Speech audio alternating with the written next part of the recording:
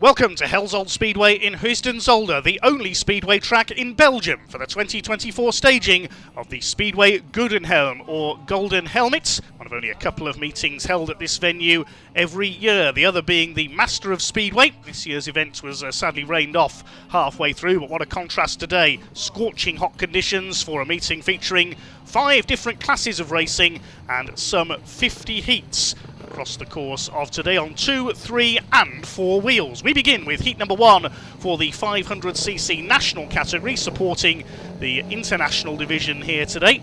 Lining up for heats at number 1, riding in the red helmet off gate number 1, number 17, Anne Spaan, the veteran Dutchman, 36 years of age, and large number of Dutch riders in the field today. Gate 2 in blue from France is Antoine Desepris, competed in the SGP2 World Under 21 qualifier and Macon earlier this season, finishing in 14th place. Gate 3 in white is British rider Richie Cawthorne, regular at Scunthorpe Speedway in Lincolnshire over the last few years in their amateur series, among others. First appearance here in Belgium, and off the outside in yellow is French female rider, France's leading lady of Speedway, Audrey Dupuis, competed in the Women's Gold Trophy at Teterow earlier this summer. Start marshal rather theatrically calling the riders into line. Nico Moores is your referee. First of 50 races gets underway. Heat number 1 of the 500cc national category with a good start by the rider in red, Anne Spaan. Made many appearances here at Heusden-Zolder over the years. His first in the Golden Helmet being way back in 2013 when he finished 10th in the international section of the meeting, and he is reserved for the international meeting here today. First two starting to pull away. Antoine Desepris, the young Frenchman, up there in second place, finished 5th in the 2024 French Speedway Championships earlier this season, also held at Macon. It's Audrey Dupuis in 3rd place. Finished 8th in that Women's Gold Trophy at Teterow in Germany, won by home rider Selina Liebman with an unbeaten performance. Now well spaced out here in the sunshine of Belgium in this heat number 1. Very varied programme for the sizable crowd that we have got here today. Dupuis still 3rd, Richie Cawthorne at the back. It looks like it is going to be a win for Anne Spaan, who announced his retirement in 2022 after the Master of Speedway event due to injury problems, but then returned, and he is one of the favourites for this category today. He takes the win. Second place in blue goes to Antoine Desepris. Further back in 3rd is Audrey Dupuis. Richie Cawthorne in white at the back, so the first 3 points of the day will go the way of Anne Spaan, the Dutchman. Experienced in many events over the course of the last few seasons, last couple of seasons since his return from retirement. He takes the 3 points then for the victory. 2 points for Antoine Desepris in second place, Audrey Dupuis in 3rd, and Richie Cawthorne at the back. 11 qualifying heats, top 4 scorers go into a final for the 500cc national category. The second heat now coming out onto track, and this one will see Dutchman Nick Meyerink, a cousin of Dave Meyerink, the world long track star. Nick will go off the inside gate in the red helmet. Gate 2 in blue will be Frenchman Maxence Rodriguez. Gate 3 in white, British rider Will Boraston, and Mathis Sambaret from France will go from the outside in yellow. His father, Laurent Sambaret, is the French National Speedway team manager. Will be leading the French side in the Long Track of Nations at Morizet in a week's time. And Mathis going off the outside here. That's for L'Aréole in the French League, 9th in the French Championships this year. Nick Meyerink is certainly going to be one to watch, just 16 years of age. He is certainly a star of Dutch Speedway's future. Heat number 2 for the 500cc national category gets underway. The riders in red and blue fairly close there in the first turn. Maxence Rodriguez, but it's Nick Meyerink who leads the way, but they've slowed. The race has been stopped, in fact. Was that a jump start there in this heat number 2 for the 500cc nationals? The red flag's out. We will look again as the start marshal walks away. Yes, the rider in blue there, Maxence Rodriguez, I think moved off early. So the referee, Nico Moores, calls them back. Will be all 4 riders in the rerun for a second go at heat number 2. We'll try again. Nick Meyerink off the inside. Last rode here That's the Master of Speedway event, which was abandoned midway through due to weather. He rode for the Venord Rams team on that occasion, scoring just 1 point. a year ago won the 500cc national category, so he knows this track very well indeed, young Nick Meijering, just making the move up from 250cc competition. Matthias Samboret and Maxence Rodriguez, the two Frenchmen, will be his lane rivals here. We get underway with the rear, and it's Meijering who makes the start side by side for second place. Matthias Samboret drifts out wide though, so up into second place goes Maxence Rodriguez, the Frenchman, member of the French under-23 squad over the last couple of years. They reached the European under-23 Team Cup final. Racing hard, Maxence Rodriguez, but it's Nick Meijering who leads the way. He locks up there through turn 2 and he goes down. Nick Meijering loses it through turn 2. Now is he going to be able to clear the track? No, the red light's on immediately. Referee very quick to stop that race with Nick Meijering down there. He had the race at his mercy there, pretty much out in front. Coming through turn 2, just overlocked it, spun around, and down came the young Dutchman. His sister Sanna will be in action in the 125cc category as well. 3 riders only then for the rerun of heat number 2. Maxence Rodriguez in blue, and he's walking off track. Maxence Rodriguez has got bike problems, and the Frenchman looks like he's not going to take the start, so we've only got 2 left for the rerun of heat number 2. Matthias Samboret in yellow makes the start ahead of British rider Will Boraston in white. So rather depleted heats at number 2 then. It is Maxence Rodriguez who leads the way, 8th place in this year's French Championship, 6th in the under-23 Championship. Rode here earlier this season, finishing 4th in the 500cc national category. 6th in the international last year as well in the Master of Speedway event. He rode in the international category. So he knows the track fairly well, Maxence Rodriguez. He's well clear of Will Boraston in second place, who rode at 7 different venues in amateur competition in 2024. He's riding in the Midland Development League with the Birmingham Buffaloes. Making his first foray abroad here, but he is well behind the man in yellow, Matthias Samboret. Great shame that Maxence Rodriguez not out there to battle with his French Championship rival. Takes the win by a very clear margin indeed. Won the 500cc national earlier this season, Matthias Samboret. Will Boraston coming over in second place. Just 2 riders in that one. It was Samboret all the way from the start. 9th in the French Championship. Also leading the Promo Cup event in France as well, young Samboret. So a rider to watch in the French team in future. No problem there to defeat Will Boraston in their match race. Result confirmed of heat number 2. 3 points for Matthias Samboret. He joins Anna Spahn as joint leader of the category. 2 points for Will Boraston. Maxence Rodriguez never got going. Nick Meijering disqualified after his fall. Next we move on to the young guns in the 125cc category. There'll be 6 heats for them. Highest scorer overall will win the competition. 5 riders per race in this one. We've got 5 Dutch riders and 1 French in this segment of the programme. Going off the inside for heat number 1 in red is the Frenchman, Raphael Salé. Gate 2 in blue will be Sanna Meijering. We've just seen her brother in action, Nick Meijering. Gate 3 in the white helmet will be Luc Emsen of the Netherlands. Gate 4 in yellow, Tyson Priest. And Gate 5 in the green helmet is Ravi Nijenhuis.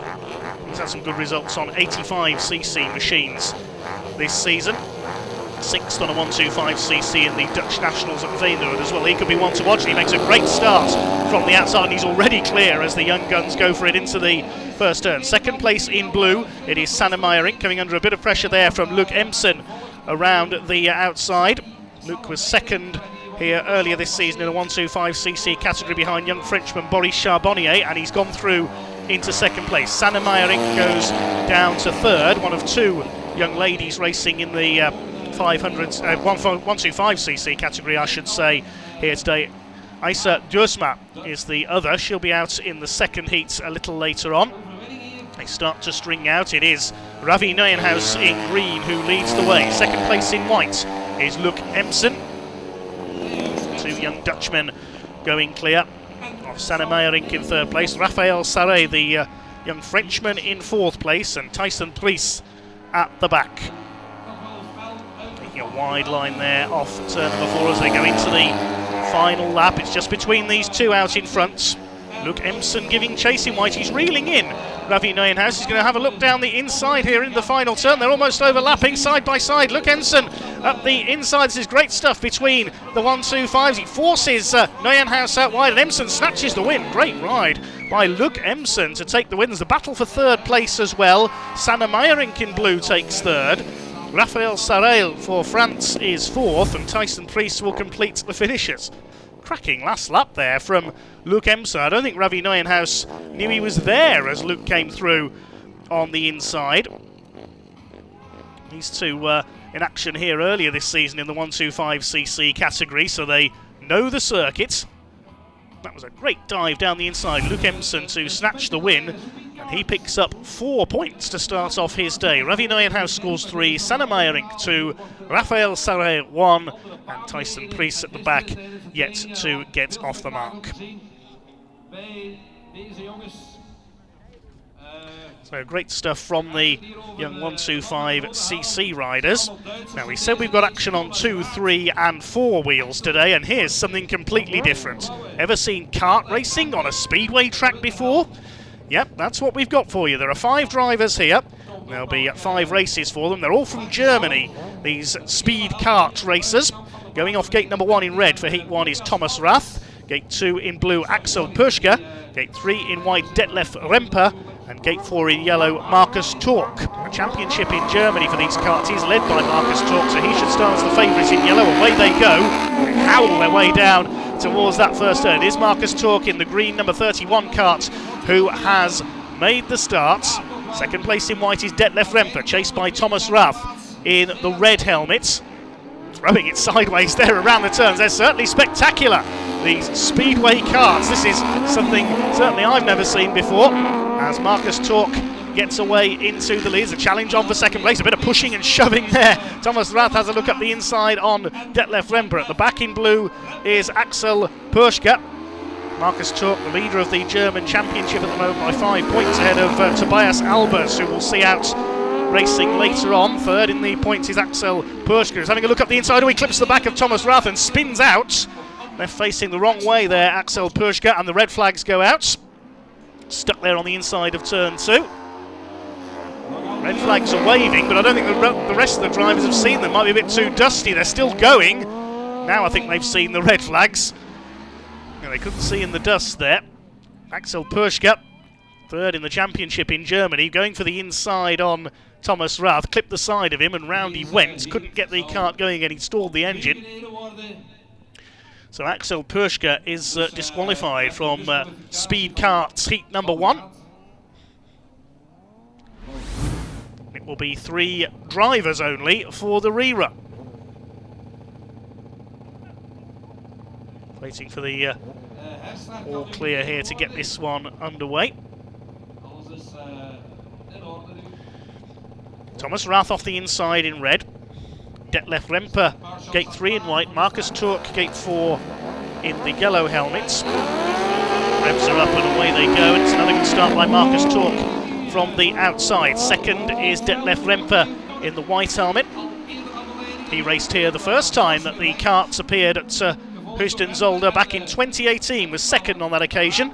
He's been on the podium 3 times at this event, including winning in 2019. And the threat though from Thomas Rath, who's making his track debut in the number 8 kart. He's having a go for second place down the inside on Detlef Remper. And out in front it is Markus Tork. He appeared here for the first time in 2022 and getting way sideways there, Detlef Remper. Power sliding the number 17 kart. He's held second place. I thought he was going to spin it there coming into turn 3. This is great stuff. Rath up the inside again.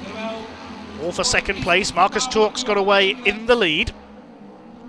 Very entertaining, these speedway karts. Last lap flag goes out for Markus Tork, and up the inside this time Thomas Rath's going to get through. Yes, he's got him. Coming out of turn 4, found the gap on the inside. Now powers away into the back straights for the last time. It's going to be a win for Markus Tork in the yellow helmet to pick up the 3 points. Who is going to be second? Looks like it is going to be Thomas Rath, unless Detlef Remper can fight back. No, he can't. Rath second, Remper third. It is Marcus Tork who takes the win. Fair play to these kart racers making the journey across from Germany to take part here at Zolder. Good defensive work by Detlef Remper there in the early stages of that race, despite getting very sideways. He went too wide coming out of turn 4 on lap 3, and through went Thomas Rath up into second place. A dominant win for Marcus Tork, the leader of the German Speedway Kart Championship. He picks up the 3 points. Thomas Rath scores 2, Detlef Remper 1, Axel Pirschke, after his spin out, was disqualified. Yeah.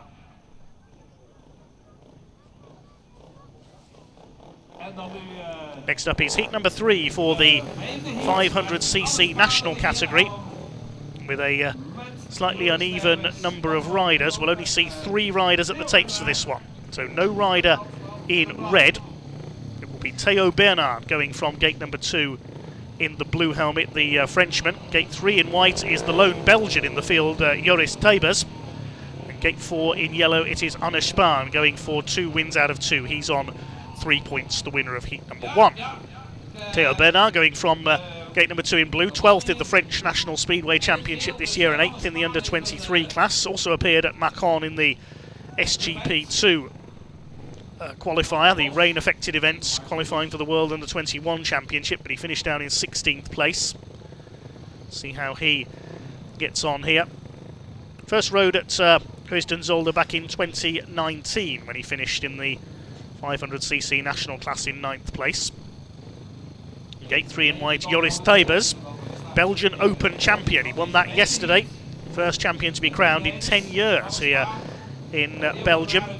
Looking to emerge as Belgium's leading speedway rider. Like Sir William Kennis and Peter Rogier have held that title in recent years. See how he gets on here. We're underway with heat number 3 of the 500cc at national class, and a great start around the outside by Anne Spahn. He takes the lead once again. Second place, number 27 in white, is Joris Teybers. So the Belgian holding second at the moment.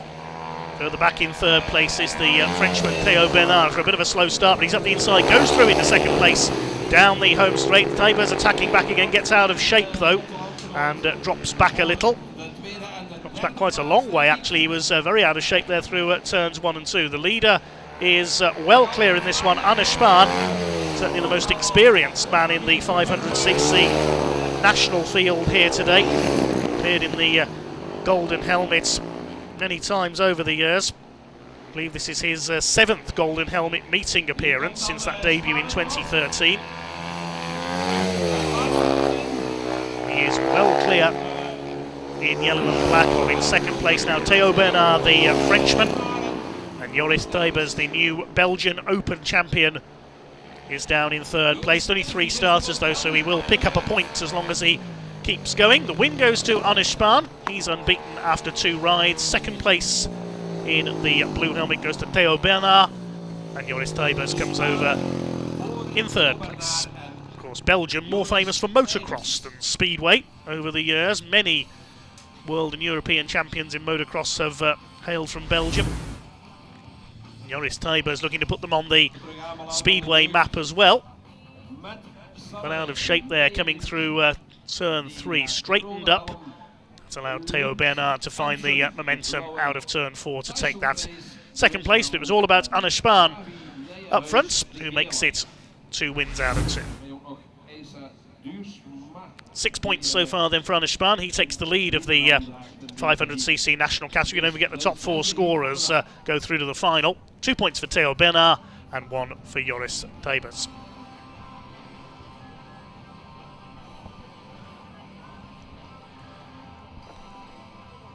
Next up on the programme is the second heat for the 125cc riders. First appearance for Isa Duursma in the category today. She'll be off the outside gate in green. Of course, in junior grass track racing, there is a class in the Netherlands called Power Girls. We have seen Sanne Meijering compete in that this year. She's out in this one off the inside in red on 2 points so far. Gate 2, in blue is Luke Empson, the winner of that cracking first heat. He's on 4. Gate 3 in white is Tyson Priest. He's yet to score. Gate 4 in yellow is Ravi Neuenhuis on 3 points. And Isa Duursma yet to ride. She goes off the outside in green. Away they go. Superstars by Neuenhuis in the yellow helmet. Second in red off the line is Sanne Meijerink. They start to sort themselves out. Looks like Luke Empson, the rider in blue, I don't think has got away. Didn't see him there into the first turn. Yes, he's on the centre green, so problems for Luke Empson. His bike has let him down, and he's on the infield. No points for the winner of Heat 1 in this one. So out in front is Ravi Neuenhuis, hoping to hold on to the checkered flag this time. There's the battle for third position. Tyson Priest in the on the smaller wheeled machine there, number 31, holding off Isa Duursma. Closes up on the outside of Tyson Priest, who was 9th at the Dutch Nationals at Feyenoord back in April. Isa Duursma around the outside. Her best result this year was a 3rd place in the 125cc Specials category at Eenrum on August the 17th, and she goes up into 3rd place now. Out in front it is Ravi Neuenhuis on the 55. He is well clear. 2nd place on his 85cc machine at Staphorst last month. The week before that, 2nd at Eenrum as well. 6th in the Dutch Nationals in April. He rode here earlier this season and finished 4th in the 125cc category, but he takes a comfortable win here. That will move him into the lead of the points as well. 2nd place in red will be Sanne Meijerink.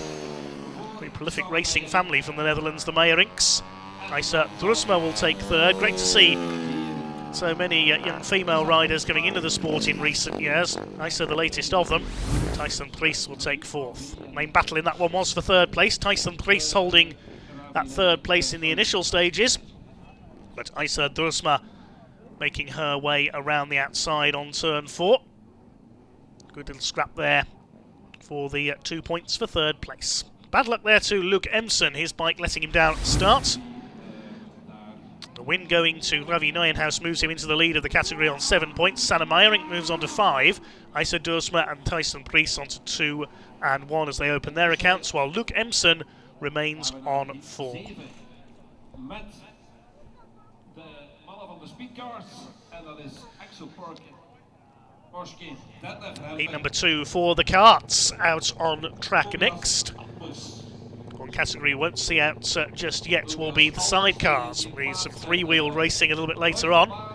4-wheel racing coming up then. Heats number 2, Axel Purscha, gate 1 in red. He's yet to score after spinning out of heat 1. Gate 2 in blue, Detlef Remper. He's on 1 point. Gate 3 in white, Marcus Turk, the winner first time out. Gate 4 in yellow is Tobias Albers, making his first appearance of the day. Away they go. Good start by Marcus Turk in white. Albers trying to go for the outside. He's up into 2nd place in yellow. He's 2nd in the German Championship for these karts behind Marcus Turk. Starts to reel him in there as they go through towards turns 3 and 4. Very spectacular machines these are. Sideways coming off the turns. Tobias Albers, of course, we had an Albers in Formula 1 quite a few years ago. Christian Albers for the Minardi team. I don't think Tobias is any relation, but he's certainly showing a good turn of speed here. Has a look on the inside into turn 1. He's going for the lead. Almost up on the white line, but he's through. Good move there. Tobias Albers passes Marcus Turk for the lead. They're clear of the 3rd place fight between Detlef Remper and Axel Purscha. Start Marshall puts out the last lap flag for Tobias Albers. So he pulls clear. Beautiful slide there through turns 1 and 2. I can certainly see potential in this as a sport. Speedway kart racing. We've seen quad bikes race on speedway tracks as well. Albers takes the win. Turk in 2nd place. It's Detlef Remper who takes 3rd. And Axel Purscha at the back. He's yet to score after 2 races. So Tobias Albers racing his way through there past Marcus Turk. As the driver in red, Axel Purscha, struggles home in 4th place. Whether he had a spin somewhere, I'm not sure. We were watching the battle for the lead. Marcus Turk held it initially, just ran a bit too wide there out of turn 4. Charging up the inside came the treble 8 of Tobias Albers, perfectly judged there on the apex of turn 1. And he went on for victory. Tobias Albers picks up 3 points in his first race today, but it's Marcus Tork who currently leads overall in the kart class. He's on 5 points. Detlef Remper moves on to 2, while Axel Puschka has yet to score. Heat number 4 coming up next for the 500cc national category.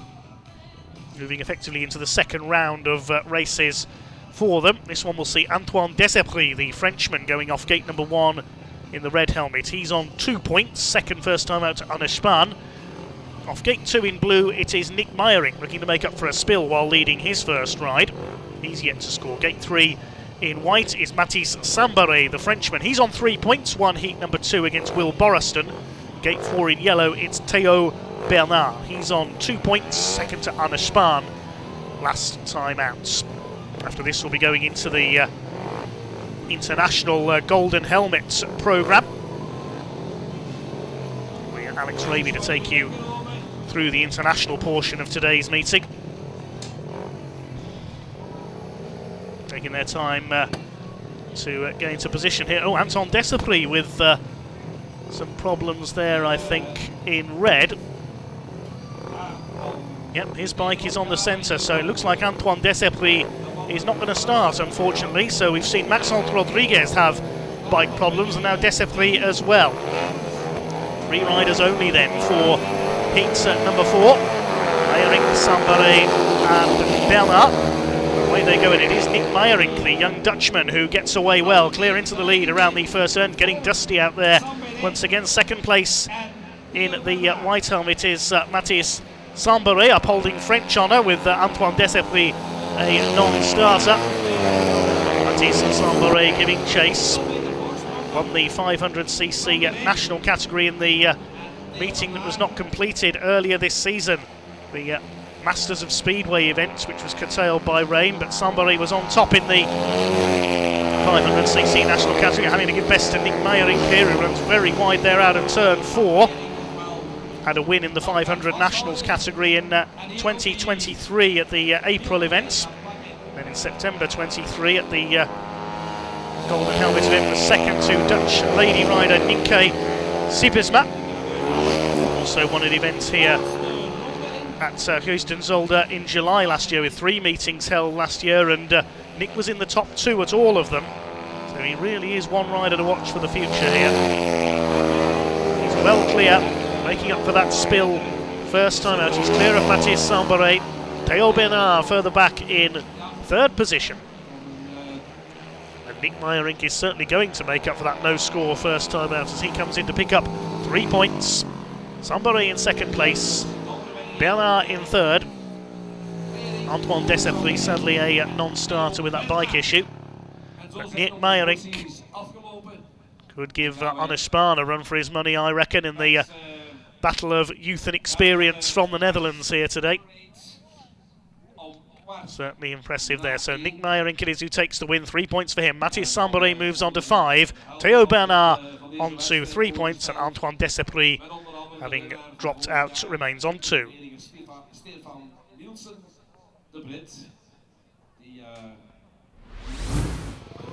Heat 1 sees a return to Speedway for Stefan Nielsen. It's almost a year now since the 29-year-old last appeared for Birmingham in the championship. An injury hit 2023 in which he missed over 2 months with a broken foot. He was then released by the club when they stepped up to the Premiership for 2024, and Nielsen elected to take a sabbatical. But he won this golden helmet last year and couldn't resist the lure of defending his title. So a bit of a shakedown in practice and straight into the action here. The lineup in full for Heat 1. Lars Zandvliet goes off the inside gate in red. The Dutchman lives just south of Groningen in the Netherlands, so a 300-kilometre drive here, which he's made many, many times. Didn't ride in the 2023 Open, but was here for the Masters in June. This is his 4th visit in the last 2 years. Stefan Nielsen, gate 2 in blue, former British under-19 champion and 2023 Golden Helmet champion. Gate 3 in white, making his first visit here, Giovanni Michele of Italy, currently 9th in the Italian Championship, representing the famous club Lonigo, but there hasn't been around since the first week of August, so he's picked up this booking to rather pad out his season. Outside gate in yellow for Ruben Haukemer, another from Groningen in the Netherlands. He was 5th in the Speedway Dutch Open in March, his 3rd appearance in the Golden Helmet, finished 12th last year. Speedway Club Helzold chairman and start marshal Benny Cooper settles them in across the tapes. It's Lars Zandvliet, Stefan Nielsen, Giovanni Michele and Ruben Gaukema to get us underway with this heat number 1. And the fastest start is from Haukema off the outside gate. Stefan Nielsen wobbles his way into the first bend, and coming through now up the inside to challenge for the race lead is Giovanni Michele, who has gone from third to first, determinedly heading into turn 3 and running Haukema wide, and Stefan Nielsen through for second. Oh, Stefan Nielsen through to lead by the end of the opening lap, capitalising on that skirmish between Michele and Haukema all the way from the second bend to the fourth turn when Haukema ran wide. He's now gone from first to third, while Stefan Nielsen has gone in the other direction. Didn't make the best of starts, Nielsen. It wasn't a confident opening lap, and it was an error on the first bend that dropped him into third position. But Nielsen quickly making amends, coming through around turns 3 and 4 to hit the front on lap 1. And now that he's settled into his rhythm, those nerves have subsided, and he is riding with some comfort in the lead of this opening race. Giovanni Michele dropping back in second position, but comfortably clear of Ruben Haukema. And Haukema may come under some pressure in the latter stages from his fellow countryman Lars Zandvliet. But it is going to be Stefan Nielsen on his competitive return to Speedway for the first time in almost 12 months, who is victorious in the opening race of the 2024 Golden Helmet. Second over the line for Giovanni Michele, and then Ruben Haukema getting the single point in third with Lars Zandvliet at the back. Stefan Nielsen then didn't get the first turn right, but the rest of the 4 laps looked as though he had never been away. Fine race victory from the Brit. Giovanni Michele picked off coming off turn 4. Haukema ran wide, and that was all she wrote about the opening race of the day. Confident start then for Stefan Nielsen, and he'll be glad to just have that one under his belt. Tougher races will follow, admittedly.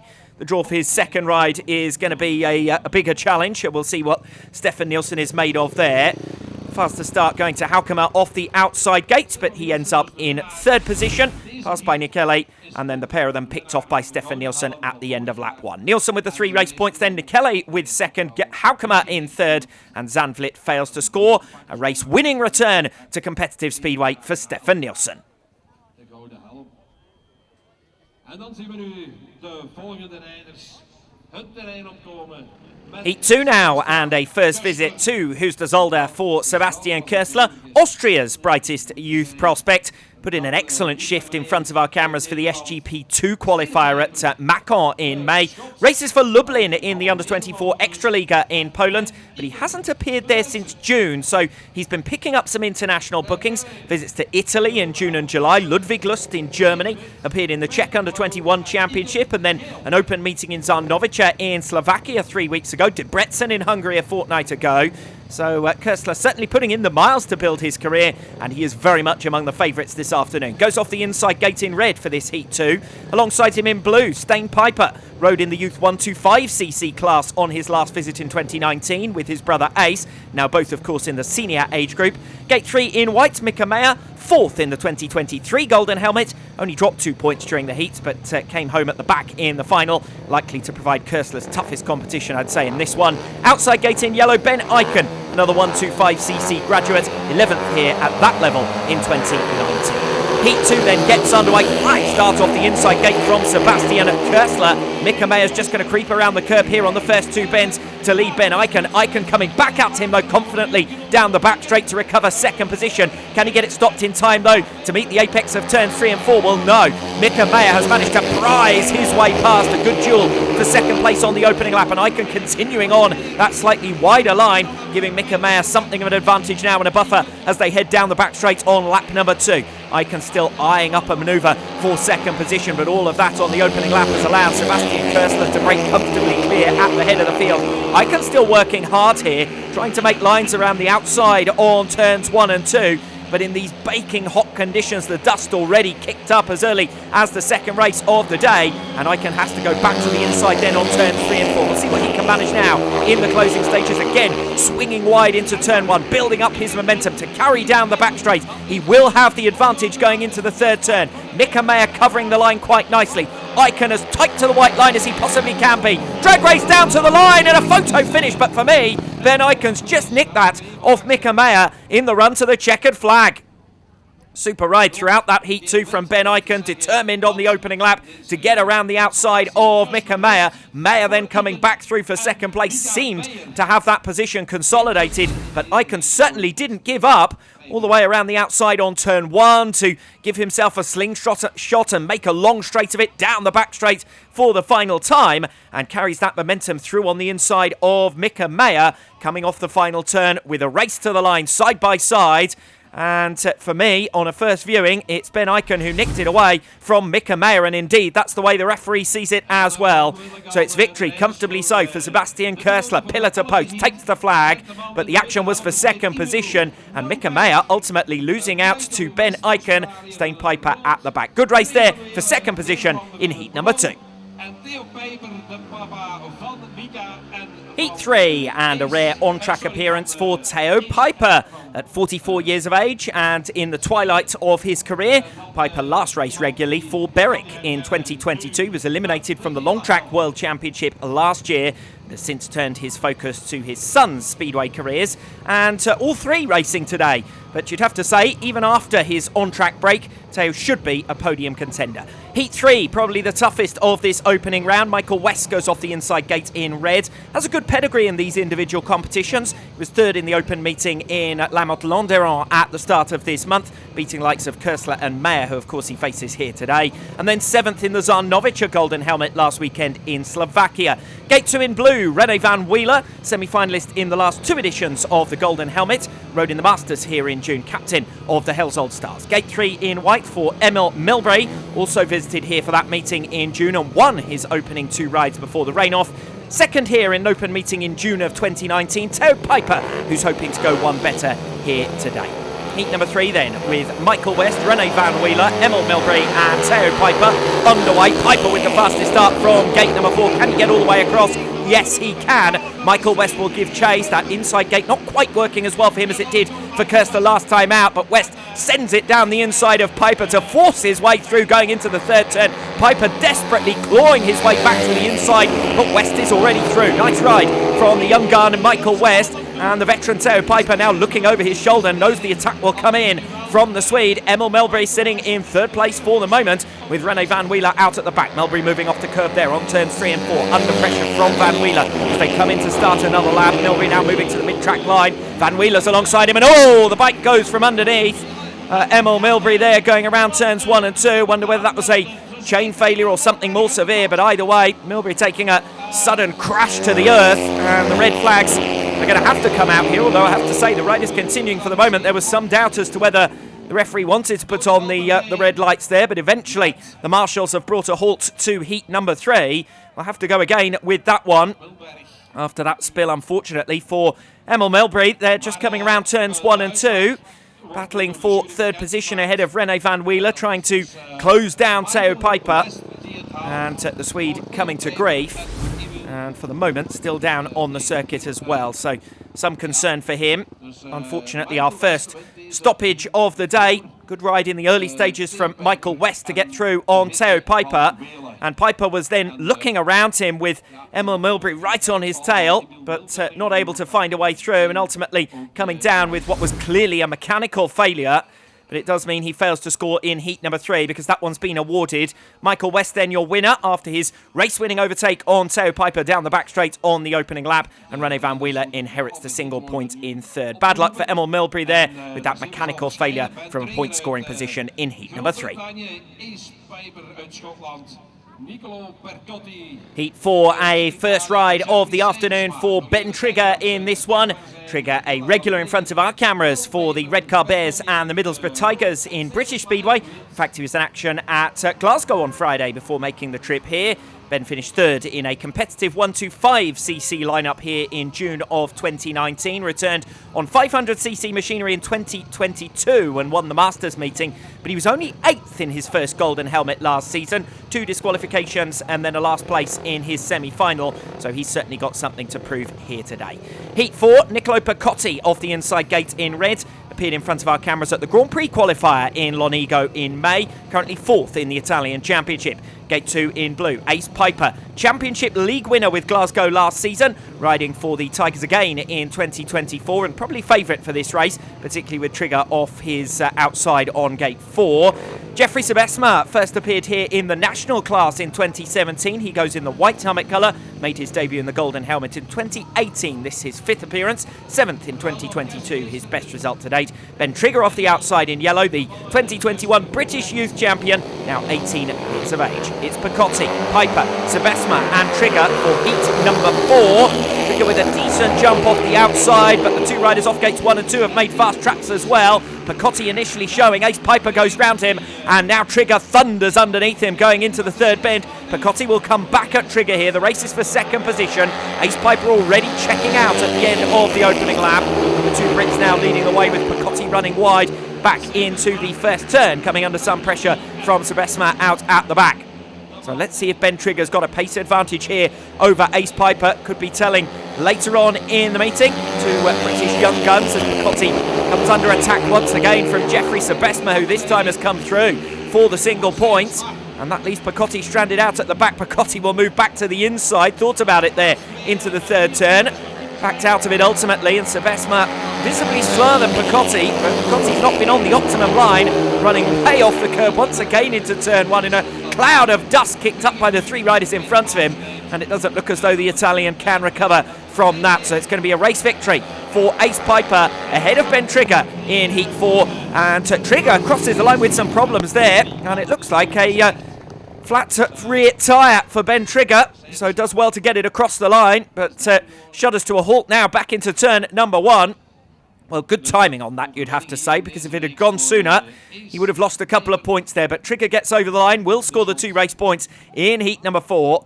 Ace Piper doing the job on the opening lap to get around the outside of Niccolo Picotti with some confidence going into turn 3 as well. And then Trigger coming through on the inside and Picotti going gradually backwards as the race went on. Jeffrey Sebesma coming through for 3rd position as well. Picotti just riding round the middle of the track. And frankly, that wasn't the line to be on. Piper getting round him with his superior speed, and then Trigger capitalising on his tighter line on the opening lap. And then the only change of positions from there was the battle for 3rd place. Sebesma coming through to leave Picotti stranded at the rear of the field. Bit of good luck there, though, for Ben Trigger with a mechanical problem after the race. Next up on the support programme is heat number 5 for the 500cc Nationals. Trio of riders scheduled for this one, but looks like Richie Cawthorne in red is not there, so it's going to be 2 riders out there. In blue, off gate number 2 is Joris Tybers, and off gate 4 in yellow, Maxence Rodriguez of France. Rodriguez it is who makes a decent getaway, leads the way into the 1st turn. France against Belgium in a match race, and down goes Tybers coming through turn 2. Now, can he get going again? Yeah, hanging on to the handlebars, he certainly can. And Joris Tybers, the new Belgian Open champion, is back underway. Away goes Maxence Rodriguez, who's yet to score. His bike failed at the start of the rerun of heat number 2. Looking to make up for that here with a victory. Maxence Rodriguez going clear. He was in the under-23 squad for the European final in 2023 as a reserve, but did not get a ride. 8th in this year's French Championship. He's looking down his machine again there, but still leading the way by a very clear margin ahead of the remounted Joris Tybers of Belgium. The Belgian fans cheering him on to maybe get Belgium up to the standard of the French and the Netherlands in Speedway over the next few years to come. Of course, the Belgian Open Championship held. Oh, and Tybers is down again, and the red flag this time comes out. So Joris Tybers is down again on turn 3. That's his 2nd fall of the race, so he was going to be lapped if he remounted that time. First time he came down was through turn 2. He just straightened up and down he went onto his left side, but he was straight up again. But coming to grief again We'll wait to see what's going to happen with this 500cc Nationals Heat number 5. The race has been awarded as a win for Maxence Rodriguez as the only finisher. So Max gets 3 points to kick off his scoring for the day. Joris Taber's excluded as the cause of the stoppage. He remains on 1. No Richie Cawthorne for that one, and he has still yet to score. Now we come to a category that we've not seen on track so far today. 500cc sidecar racing. We said we've got 2, 3 and 4-wheeled racing for you here today. 4 sidecar crews out there. They will take part across 4 heats. The lineup for the opening heats, riding in red off gate number 1 for Belgium, Kenny van Eekhout and Axel Canets. Gate 2 in blue for the Netherlands, Bart and Annette Schuling. Gate 3 in white, Joachim Martins and Des van Zonhoven of Belgium. And gate 4 in yellow from Germany, Dennis Molenpager and Kevin Kunkel. Kevin Kunkel, an ex-kart racer. Dennis Molenpager, an ex-B solo category rider in Germany. There'll be 4 points for a win, 3 for second, 2 for third and 1 for fourth in our sidecar division, so scoring slightly differently. Of course, Germany, the Netherlands, the dominant forces in sidecar racing. We don't see many Belgian crews in the European sidecar championships. Those are up and away and they go. It's a decent start riding crews in red and white. Passengers leaning down low over the inside of these banked outfits. It's the crew in white up the inside there to take the lead down the back straight. Joachim Martins and Des van Zonhoven for Belgium take the lead away from their compatriots Kenny van Eekhout and Axel Canets. To the second lap we go. It's Belgium 1 and 2, Germany in third place, and the Dutch pairing of Bart and Annette Schuling at the back. They were 6th in the Dutch Open recently at Staphorst in the Netherlands. Out in front, number 61, Joachim Martins and Des van Zonhoven. Des, an ex-solo rider, now switching to passengering for Joachim. The Martins family have been active in sidecar racing for a number of years now. This pair were 4th in the Dutch Open meeting at Noordwolde in July. 6th in the Dutch Open standings. They're coming under pressure here from the number 18, Kenny van Eekhout, up the inside. He goes through, coming out of turn 2. He came from a long way back there. Van Eekhout and Canets take up the lead. Great fight between the two Belgian crews in this one. A very entertaining first heat for the sidecars is won by Van Eekhout and Canets ahead of Martins and van Zonhoven. Third place goes to Molenpager and Kunkel, and the Schulings at the back. That was a great first race for the sidecars. I've been waiting in the bright sunshine for their first race of the day. And a good fight between Martins and van Zonhoven and Van Eekhout and Canets there for the first race of the day. It's Kenny van Eekhout who dove up the inside there through turn 2 to take the victory. And they pick up the 4 points. Martins and van Zonhoven 3 points, Molenpager and Kunkel 2 points, and the Schulings score 1 in our first heat for the sidecars. Heat number 3 for the 125cc category next up. Off the inside in red it is Luc Emsen. He's on 4 points. Gate 2 in blue, Tyson Priest is on 1. Gate 3 in white, Ravi Neuenhuis is on 7. Leading the category, Gate 4 in yellow, Issa Duursma. Completing the lineup in green, Raphael Sarel. They're underway down to the first turn. It's the number 55, Ravi Neuenhuis, who again makes a great start. Second place in red, it is Luc Emsen, looking to bounce back after his bike let him down at the start of the second heat, and going clear of the rider in yellow in third place. That's Issa Duursma. She's on 2 points so far. Fourth in green is Raphael Sarel, the young Frenchman. He's on just 1 point. He missed the second heats. Like a rota system over the 6 heats today, 5 out of the 6 riders in each of them. So each rider gets 5 heats. It's Ravi Neuenhuis out in front, looking for his second win to go clear at the top of the 125cc standings. 6th in the Dutch Nationals. 2 second places recently on the Dutch grass tracks at Eindhoven and Staphorst. He's being reeled in again though by Luc Emsen. This could be a repeat of heat number 1 when Emsen snatched the win on the final turn. Neuenhuis continues to lead as they go into the last lap. The 2 young Dutch riders fighting as up the inside comes Emsen. Oh, he's lost it. Down goes Luc Emsen. flat on his back there. The red flag up straight away. What a shame for Luke Emson. Let's hope the other riders seize down. Yes, they go wide to miss him, and Luke Emson still down on track at the moment. We hope he's all right. I think he's more angry with himself than anything there. Pulls the helmet cover and goggles off in disgust. All set to challenge Ravi Neuenhuis. I thought we were going to have a repeat of Heat 1 there. Just dove up the inside on the apex of Turn 1, but he got caught up on the loose dirt on the white line there. I think that's what sent him down. That's such a shame for Luke.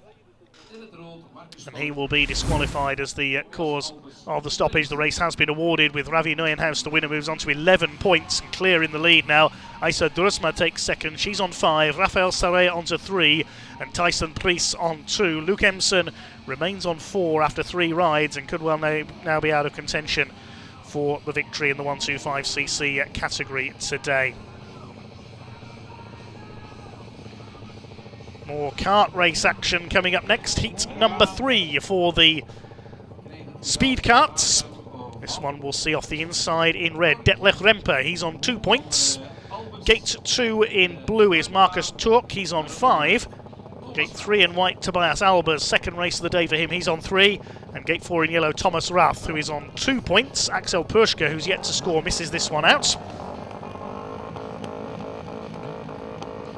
Start Marshall just making sure they're ready. He's certainly been very flamboyant, the starting Marshall today, for the stars of our show. And the rider in blue, the driver in blue, hasn't got away there. Marcus Turk has stalled it on the line. Now, he's on 5 points, of course, leading the points at the moment. So let's look for him coming through. It is Albers on the 888 kart who leads the way ahead of Thomas Rath in yellow, number 8 in second place. Now let's see if Marcus Turk can make up the deficit here in blue and preserve his overall lead in this kart category. Third place is Axel Puschke in red. And Puschke is going to have to go like a Porsche if he's going to make up the deficit in the scores, because he's yet to score after a couple of races. Thomas Rath in second place. Sorry, Detlef Remper in third place in red, not Axel Puschke. He's out in the next race. Apologies there. It's Albers on treble 8. Tobias Albers heading for win number 2 in a row, running very wide there, coming off turn 4. That was the driver in yellow, Thomas Rath, and he's lost second place to Detlef Remper. Remper up into second place, who's won here in the past. He won the kart event at Zolder in 2019. I don't think he's going to catch Tobias Albers in this one, though. Again, the man in yellow runs out wide through the final turn, takes third place. Marcus Turk not able to make up the deficit after stalling on the line in the number 31. Tobias Albers it was who raced to victory. The battle for second, seeing Thomas Rath almost running out there into the fence off turn 4. That's allowed Detlef Remper through into second place. So Marcus Turk, the German championship leader, failing to score in that one. Tobias Albers moves on to 6 points. He's unbeaten from his 2 races so far. Detlef Remper moves on to 4. Thomas Rath is on 3. Marcus Turk remains on 5. Axel Puschke missed out on that one. He has yet to score. 6th heat for the 500cc national category next up.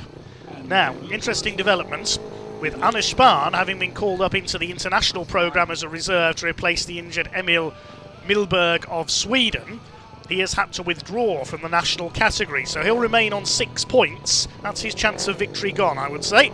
I don't think 6 will be enough to make it into the meeting final later on. That means we've got just 2 riders for heat number 6. Audrey Dupuis is off gate number 1 in red, and Will Boraston gate 2 in blue. France against Great Britain in a match race then. In heat number 6, Audrey Dupuis is on 1 point, Will Boraston on 2. After 1 ride apiece so far. Revs are up and they're away. Dupuis gets away well. Leads Will Boraston into the first and second bend. Audrey Dupuis third in the Promo Cup event so far in the French Championship, with 3 thirds and a 4th in the 4 rounds at Marmont, Morizet, La Réole and Miramont is the latest round there. Finished 6th in the 500cc national category here earlier this season in the rain-affected events. Was fourth in a national event here in April last year as well. Her first appearance at the Helzold Speedway was back in 2015. She's appeared in the French Long Track Championship this season as well. So Audrey Dupuis, certainly a rider to watch out for. She pulls away from Will Borriston in second place, the British rider from the Birmingham Buffaloes in the Midland Development League. He's appeared at amateur open events at some 7 venues in 2024 so far. This is his first foray to Belgium. Audrey Dupuis takes the win though. Will Borriston in second place. Moves him on to 4 points, but Dupuis picks up her first win. She's on 4 as well. Spahn, having withdrawn from this category, remains on 6.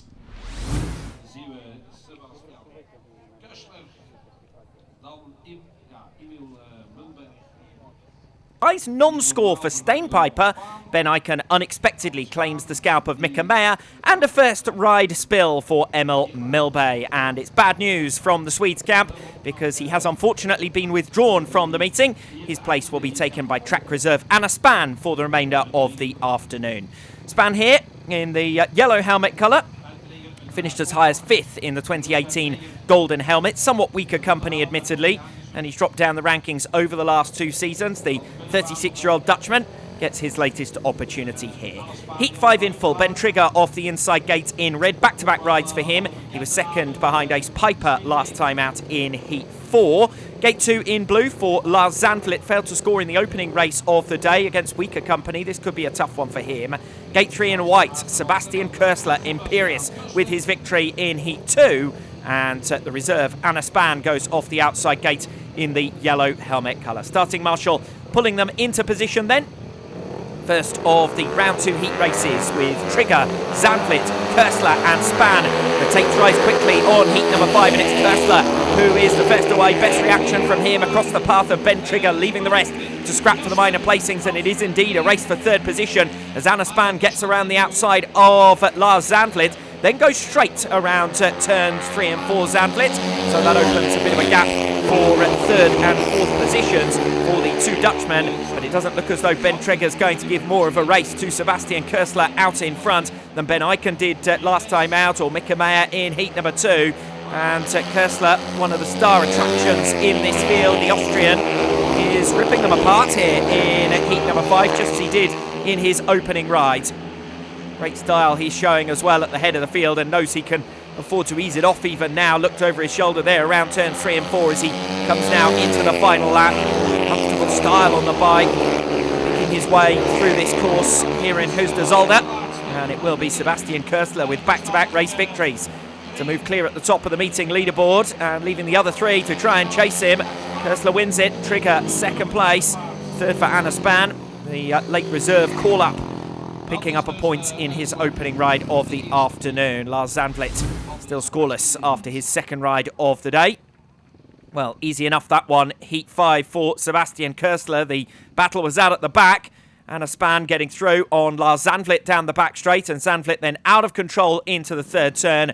And that's settled the 5th race of the day. We're now a quarter of the way through our qualification races, and strong early form being shown by Sebastian Körsler with 2 race victories out of 2, moving him top of the meeting leaderboard on 6. 2 second places now for Ben Trigger. He sits on 4. Single point for Anna Spann in 3rd.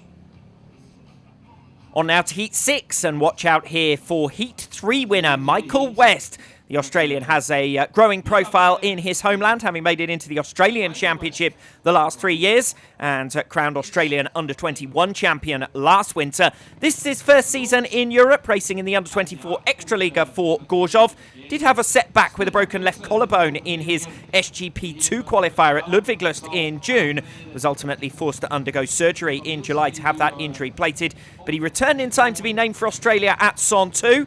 And the Australians taking a bronze medal. This is the most competitive lineup of the day so far. 3 previous heat winners. Could easily be a semi-final or even the final. Ace Piper goes off the inside gate in the red helmet colour, the winner of Heat 4. Gate 2 in blue, Michael West.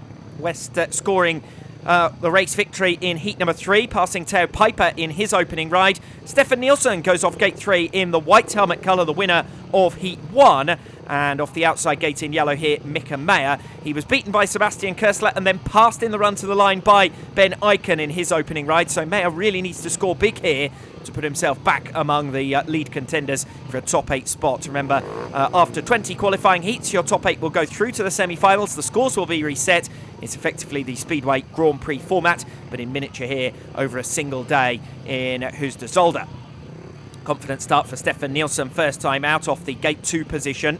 Gate 3 hasn't been a good yield thus far. Riders have often been left from that Gate 3, so Nielsen might need a plan B in towards the first turn. Wasn't the best of first turns from him in his opening ride. We'll see what he's got in store here. Strong lineup for heat number 6. Piper, West, Nielsen and Meyer are away.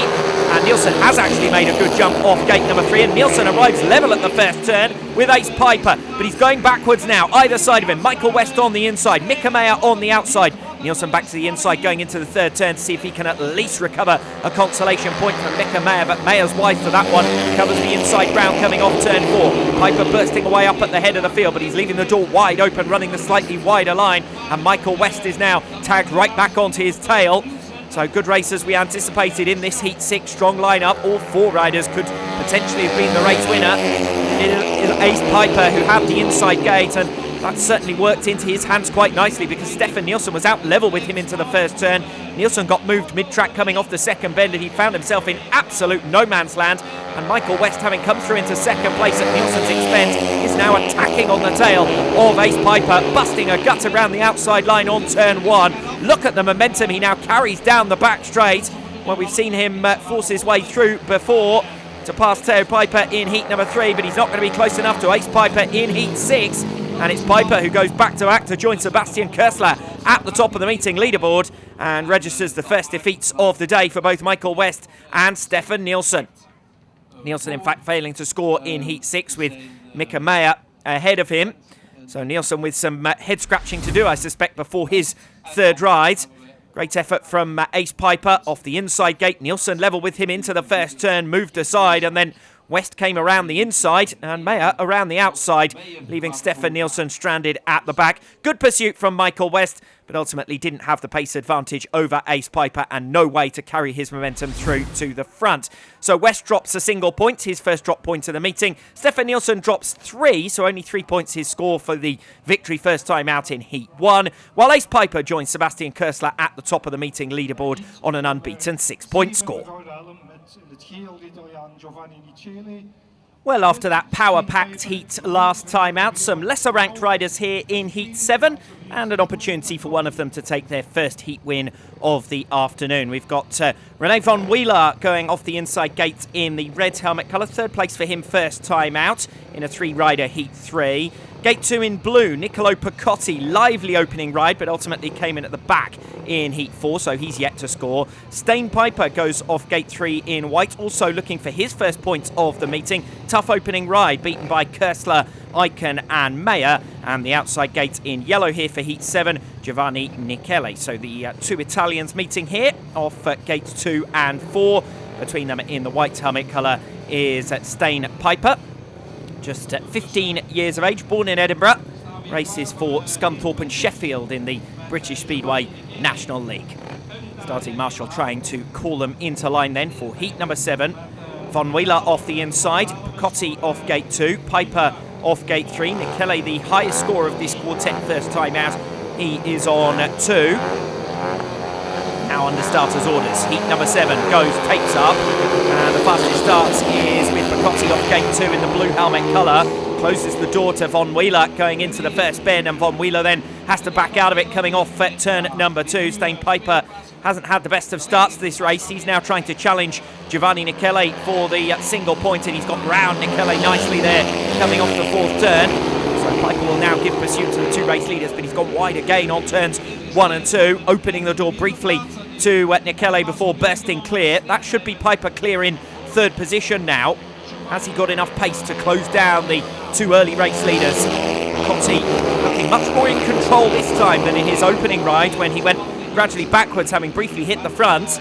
Well, here he is leading the way, and comfortably so, ahead of René van Wieler in second position. The Dutchman will move on to 3 points from 2 rides, unless he loses out in the latter stages to Stain Piper here, because Piper has now latched right onto his tail. Less than a bike length between them as they come off turn 2. Piper with the inside line, but Von Wheeler realises he's coming, closes that line off to him into turn 3. Piper will come again on the inside off the final bend, but Von Wheeler just about holds on for the 2 points, and Stain Piper remains on just a single point from his opening 2 rides. Nice victory there from Niccolo Picotti after a non-scoring ride first time out. That's the perfect way to bounce back and bring himself back into contention for those top 8 berths here this afternoon.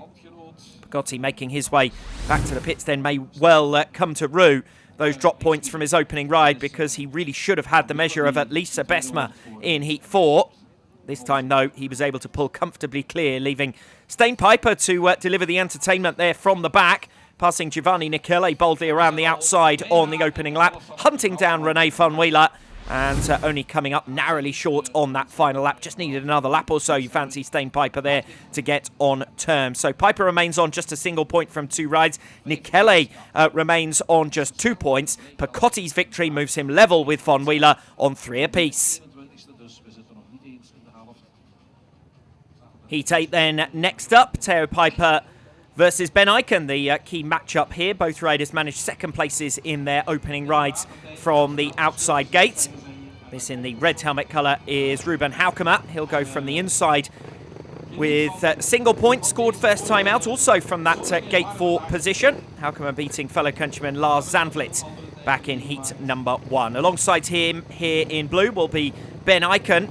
That gate 2 position has been very productive, with wins for Stefan Nielsen in Heat 1, Ace Piper in Heat 4, second for Michael West in Heat 6, and the win last time out for Niccolo Picotti.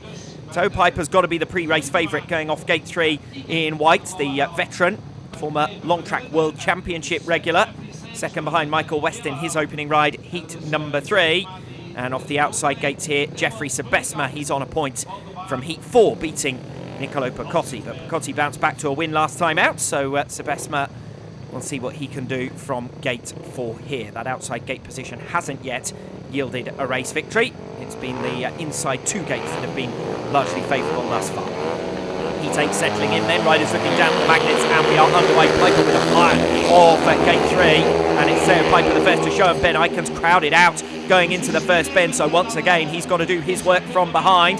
He lunges through on Jeffrey Sebesma going into turn 3, so that's 3rd place settled in favour of Ben Eichen, and now he's hunting down Ruben Haukemer for 2nd position. Haukemer covers the inside line. Eichen bold enough once again into turn 1, confident enough to run that slightly wider line, even with Sebesma buzzing around on his tail.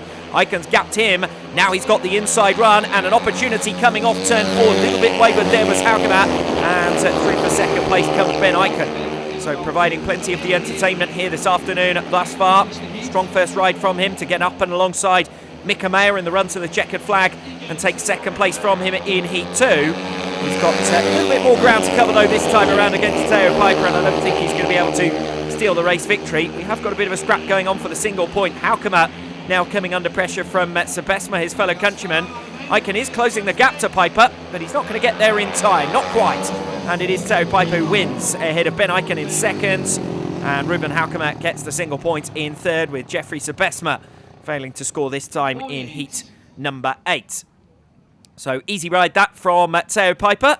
It was Ben Eichen delivering the entertainment from behind, as he did in his opening ride, picking off Mika Mayer in the latter stages. This time, first comes through on Jeffrey Sebesma, and then still confident enough to ride that slightly wider line going into turn 1, even with Sebesma right on his tail, and ultimately is able to deliver enough momentum to capitalise on an error from Ruben Haukemer. So Piper moves on to 5 points within a point of the meeting leader. 2 good 2nd places from Ben Eichen. I'm sure we're going to see more of him in the remainder of this meeting. Single points in 3rd for Haukemer moves on to 2, and Jeffrey Sebesma remains on 1. As I said, the entertainment in the early stage of this meeting being delivered by Ben Eichen, one of the best races of the day so far in Heat 2, and this time coming through from 4th to 2nd to make it back-to-back 2nd places for the youngster. More action from the 500cc support category. This is heat number 7. This one will see a quartet of French riders in action. Gate number 1 in red, Maxence Rodriguez, he's on 3 points. Gate 2 in blue, Matthias Sambore is on 5. Gate 3 in white, Théo Bernard, he's on 3 points. Antoine Desepris from the outside in yellow, he is on 2. Quartet of Frenchmen get underway then, down towards that first set. So good start in red by Rodriguez, trying to come around the outside in yellow is Antoine Desepris. Third place in blue, number 24, Matthias Sambore. In this heat number 7 for the 500cc national category. On the attack on the outside is Desepris, running wide through turn 4. Not a lot of grip out there, and Maxence Rodriguez is able to keep his lead. Slowing up there again in yellow is Antoine Desepris. His bike has let him down again. Such a frustrating day for the young Frenchman. So second place then in blue is now Matthias Sambore. Théo Bernard up into the points in whites. Maxence Rodriguez needs a win here to keep himself in contention for those top 4 places. Matthias Sambore still in with a chance as well. If he finishes second here, he'll be on 7 points. It's going to be close though, with quite a few falls and machine failures so far. It's turning into a bit of a lottery, the 500cc national class, especially with the most dominant rider in the early stages, Anna Spahn, having had to withdraw as he moves up. The red flags go out on that heat number 7, so we've lost somebody. Not too clear what has happened there. Is it that Desepris has remained on the track? I haven't seen anybody fall off because the other 3 riders still going.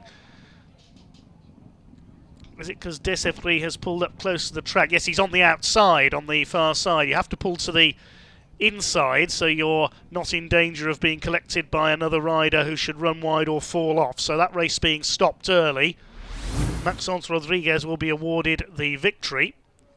A little bit of confusion there at the end of that heat number 7. Antoine Desepris, who was up there in second place, looked to have turned his fortunes around, but then the bike letting him down again. It was because he pulled up on the outside. The race had to be stopped, and it will be awarded in favour of Maxence Rodriguez. So Rodriguez will move on to 6 points. Matthias Sambore second, moves on to 7. Théo Bernard third place, he's on 4. And the unfortunate Antoine Desepris remains on 2. Sorry, Jordan heeft opgegeven. Dus die mogen we schrappen van de lijst. Nick Meijerink. Moving on to heat number 8 for the 500cc class next up. Only 3 riders coming out by the look of it for this one. I think Richie Cawthorne has withdrawn from the event, so no rider in blue. It'll be Joris Teubers for Belgium in red off gate 1. He's on 1 point, a faller last time out. Gate 3 in white it is Audrey Dupuis, a winner last time out. She's on 4. And Nick Meijerink off the outside, he's on 3 points. Another win here will keep him in contention for a place in the top 4 and into the final. So Anna Spahn having withdrawn, that's one contender for honours today missing, because he's moved up into the international category as first reserve. Certainly going to be an interesting contest for those 4 final places. Audrey Dupuis, I'd say, is certainly in with a chance. She makes a decent start, leads the way ahead of the rider in red. That's Teubers into second place. Nick Meijerink a bit slow away there. Did he have a problem there? So Nick Meijerink looked to be in trouble there as they headed into the first turn. Dupuis it is who leads the way from Teubers in second place. And yes, Meijerink is out of it. So another machine failure. I don't know whether it's the heat here today in Belgium. It is very warm indeed. Whether the heat is getting to the machines. Meijerink's on the centre green, and he's only got 3 points from 3 rides, so he could miss out on the final. The young Dutchman was one of the favourites today in this category. Teubers runs out wide through turn 4, chasing Audrey Dupuis. She's going to haul herself into contention for a final place. Certainly she'll be on 7 points if she wins this. Well clear of Joris Teubers, the Belgian Open champion, in second place. Length of a straight apart now in this attrition-filled 500cc national category. It's Audrey Dupuis for France heading for victory. It'll be 2 wins out of 3 for her. She takes the checkered flag, and a better ride that time for Joris Teubers to come over in second place to the approval of the home fans. Nick Meijerink walks disconsolately back to the pits. Only 3 points from 3 rides. He could be in trouble here. And that could be the reason why. That is Nick Meyerink's drive chain being recovered by the start marshal. So Meyerink on 3 points, Dupuis on to 7, and Joris Debers is on 3 points after heat number 8. So the second round of races complete, and with 3 previous heat winners meeting in heat 6, that was the most important for the meeting standings. Stefan Nielsen fails to add to his 3-point total and drops to 7th. Ace Piper makes it back-to-back wins and leads alongside Sebastian Körsler. Mika Meyer, the biggest name outside of the top 8 at present, but he's got a couple of tough races out of the way and has some easier draws ahead of him. Meyer in the red helmet colour here, the favourite for an all-Dutch heat number 9. Netherlands' best talent at present, Mika Meyer, was a European Under-19 finalist in 2017. He's been making his way up the ladder, still eligible at Under-24 level, contracted to Toruń in Poland, although he's made just 1 appearance back in June, and has largely focused on international long track. Currently 7th in the World Championship, and no doubt looking ahead to the Under-23 World Cup at Vector in a couple of weeks' time. Already 2023 and 24 Dutch Open Speedway champion Mika Meyer, although none of his rivals in this race actually appeared in that fixture because Lars Zandvliet and René van Wieler were both withdrawn after practice. Van Wieler with a broken collarbone, but that fixture was back in March. Here we go, an all-Dutch heat number 9 to kick us off with the third round of races. Mika Meyer off the inside gate in red. Only 2 points from 2 rides so far, so he's outside of those top 8 positions, and this is an important race for him. Gate 2 in blue, Jeffrey Sebesma with back-to-back rides, failed to score last time out, he's on 1. Gate 3 in white, Lars Zandvliet, he's yet to score, and the outside gate in yellow, René van Wieler, he's on 3 points from his 2 rides. Starting marshal settles them in. Oh, but the tapes don't go up on the inside at all, and that one's got to be stopped, surely. Mika Meyer went away, his helmet getting caught in the starting tapes. Backing up now down the back straight, Jeffrey Sebesma. Surely this one's got to be stopped. And eventually, yes, starting marshal signalling to them to slow down. It does look as though we got a bit of a miscommunication between the referee's box and the marshals, because we had the race previously where Emil Milbe was down on the circuit, and it took a while to get that race stopped. This one taking a while as well, but no doubt about it, Mika Meyer moving off on the inside gate, but the tapes had other ideas and he had to stop swiftly. Thankfully, none the worse for wear, and all 4 riders will be brought back into position for a second attempt at this heat number 9. Meyer, the pre-race favourite in this Dutch quartet. As I said, needs the points, beaten by Körsler and Ben Eiken in that close finish to heat number 2. And then drop points to Ace Piper and Michael West in heat 6. Did well to get a point out of that one against Stefan Nielsen. And easier rides still to come in the remainder of this fixture. Particularly this ride and his 4th outing in heat 16. Here we go then, in the meanwhile, with heat number 9, takes up. Fastest started from the outside gate, and that's something of a surprise. René van Wieler, first to show. Mika Meyer up ahead of Jeffrey Sebesma, who's relegated to 3rd place. Lars Zandvliet, so far scoreless, is once again out at the back. So now it's all about Mika Meyer, and can he get to the front in this one, heat number 9, because this one would be a real turn-up for the books. Mika Meyer set to be defeated by René van Wieler, and after a 3rd ride for each of them, Meyer would be 2 points behind his fellow countryman, with only 2 rides still to come to try and make up some ground on those top 8 positions. This could be costly for Mika Meyer. 2 points after 3 rides, he'll still be in contention for a place in the top 8. Oh, he gets out of shape big time there coming off turn 2. Does well to save it and remain inside track limits. Front wheel at least was up in the air, so it wasn't really outside of the track. But René van Wieler is riding with comfort at the head of the field. Mika Meyer still pushing as hard as he can, but gets filled in with a big cloud of dust once again coming off the second turn. Meyer then slinging the bike into turns 3 and 4 for the final time, going for broke. He will have the cutback and the run to the line, but van Wieler holds on for a surprise race victory in heat number 9, and one that dents the hopes of qualification to the semi-finals for Mika Meyer. René van Wieler, his fellow countryman, wins heat number 9. 2nd place in his 2nd ride and a 3rd first time out, so that's 6 points now from 3 outings from van Wieler. Meyer just not making the start. Van Wieler all the way across from the outside gate. Meyer trying his best to hunt him down, tried inside and outside, And ultimately, Von Wheeler was the more consistent of the two. Mayer almost coming out of the track altogether at one stage. Eventually gathers up the bike and does come home for the 2 race points. So Zandvliet yet to score after 3 rides. Sebesma adds another single point to move on to 2. Second place for Mika Mayer. That's a surprise in Heat 9. The pre-race favourite, restricted behind his fellow countryman René Von Wheeler, who makes a major stride towards the semi-finals with that race victory that leaves him on 6. So coming into line now is heat number 10. Big race this one, featuring 3 of your favourites. Theo Piper off the inside gate in the red helmet colour on 5 points from 2 rides. Single point dropped to Michael West first time out in Heat 3. Gate 2 in the blue helmet colour, it's Sebastian Körsler, undefeated from his opening 2 rides, the winner of Heats 2 and 5. Gate 3 in white for Niccolo Picotti, a winner last time out in Heat 7. Something of a surprise winner, you'd have to say. This is going to be a tough race for him, because off the outside gate in yellow, it's Stefan Nielsen, the winner of Heat number 1. Now, Nielsen failed to score last time out, so a win and a last apiece for Niccolo Picotti. They're both on 3. But 2 riders on the inside 2 positions have dropped just a single point between them as Penny Kruppers, the chairman, races back towards the tapes to be ready to go as the start marshal. This is doubling up in the extreme here for him. But we're waiting for him to get into position, then we'll be ready to go. Niccolo Picotti is asking what the hold-up is, but here is your starting marshal. And now we can get underway. Looks as though Picotti is gesturing over to that gate 4 position. He's not quite satisfied with where Stefan Nielsen has lined up. Is Nielsen outside of the white line, though, that delineates track limits? Benny thinks it's okay.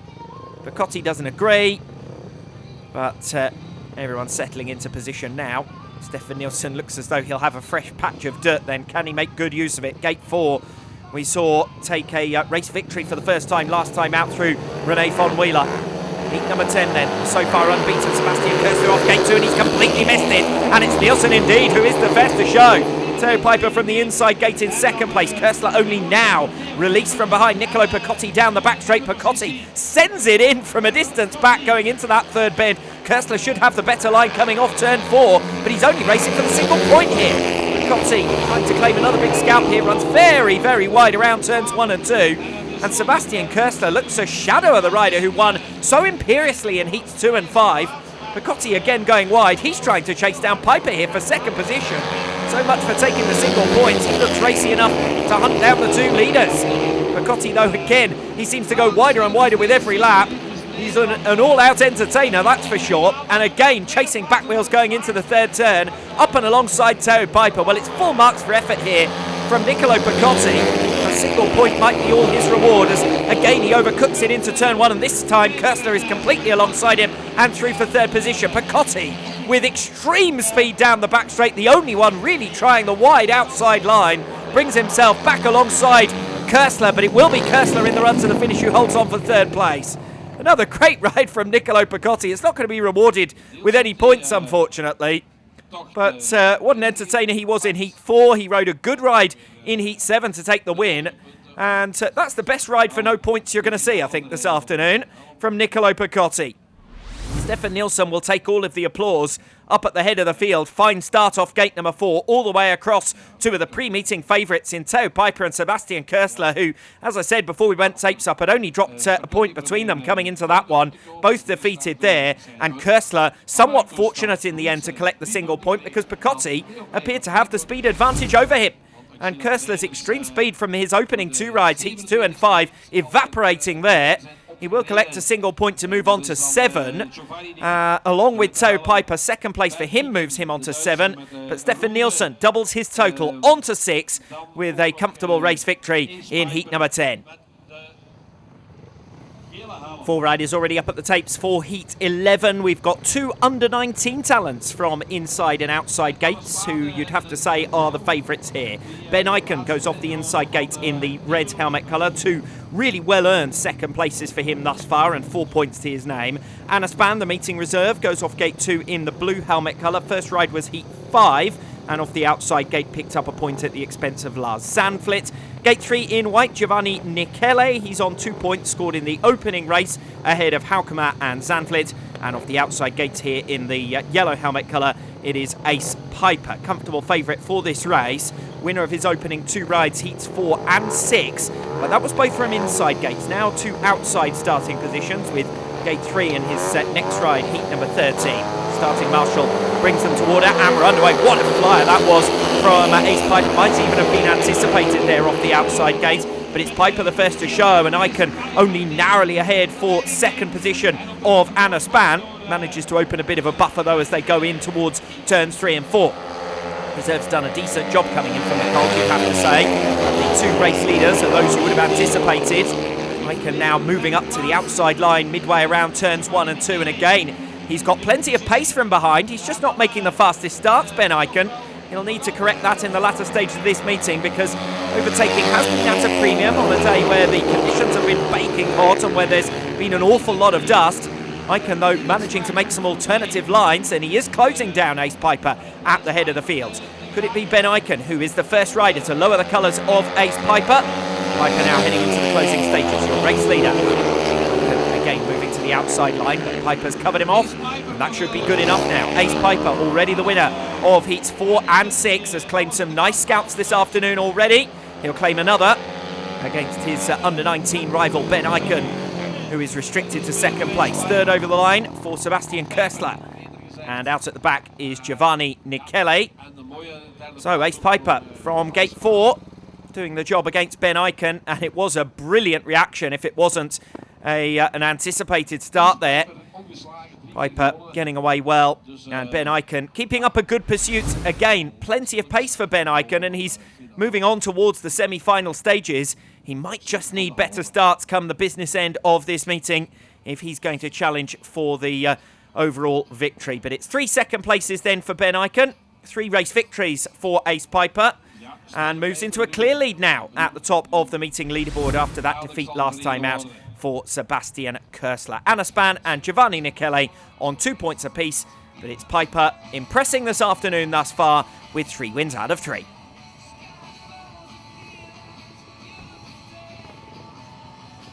Heat 12 next up, and Ben Trigger versus Michael West. The main duel here off gates 1 and 3. Trigger off the inside has had 2 second places thus far, 4 points to his name. Between them is Ruben Haukemer. He's on 2 points from his 2 rides. Michael West off gate 3 in the white helmet colour. Winner first time out over Theo Piper. That was a good first ride win. Second behind Ace Piper last time out in heat number 6. So he's the top scorer in this quartet. And off the outside gate, it's Stain Piper. And Piper with 1 point from his 2 rides thus far. Michael West, if he can win this one, would move ahead of Sebastian Köstler and Theo Piper.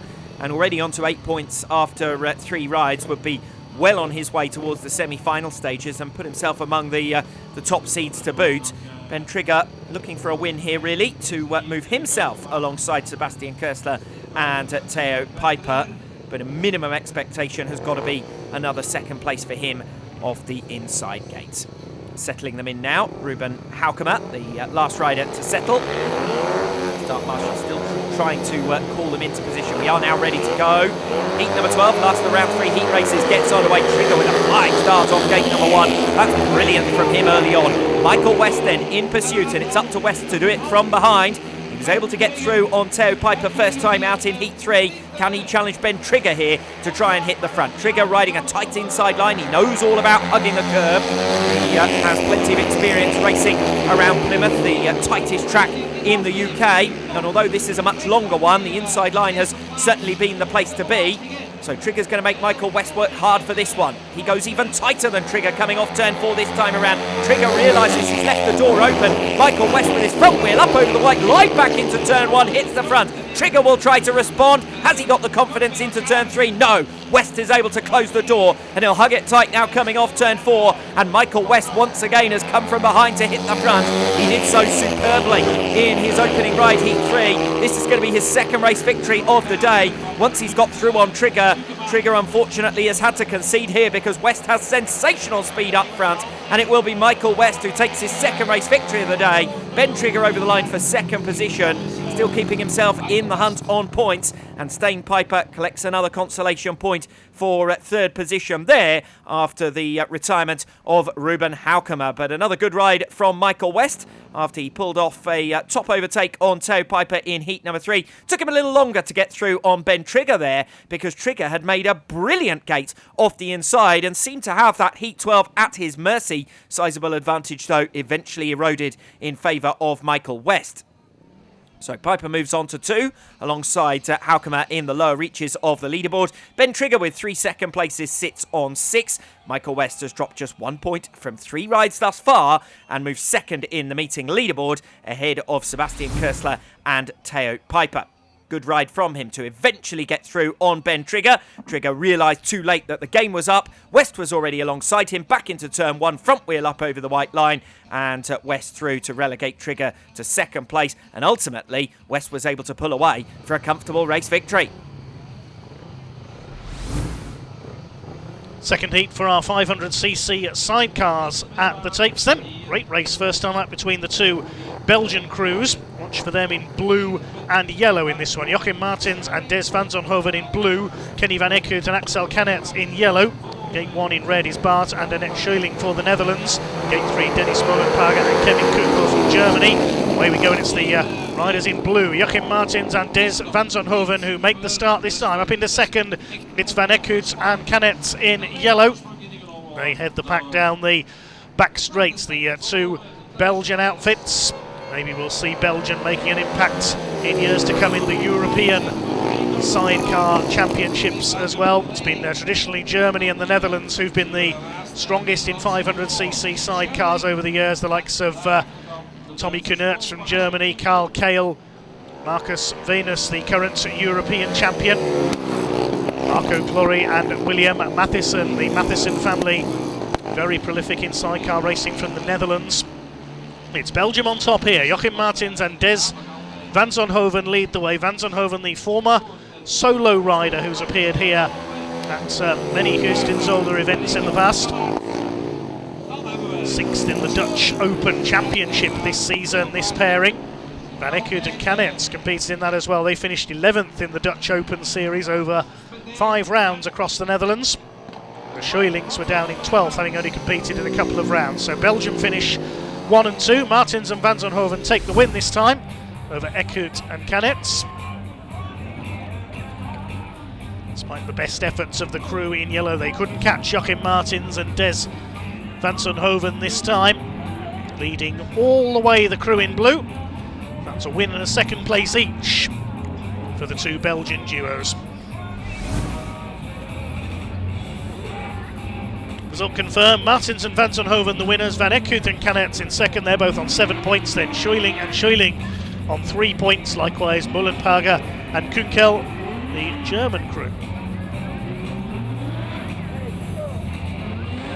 Heat number 4 coming next for our speed kart racers. The lineup for this one will see Marcus Tork going off gate number 1 in red, looking to make up for stalling on the line in his last race and finishing at the back. He's on 5 points. Gate 2 in blue, going for a hat-trick of wins, is Tobias Albers on the 888 karts. Gate 3 in white is Thomas Rath. He's on 3 points from 2 races. Completing the lineup, Axel Puschke, who has yet to score. Excluded in his first ride after his first race after spinning out. 4 wheels, they are drivers, of course, not riders. Waiting for the carts to be pulled into line then by the start marshal.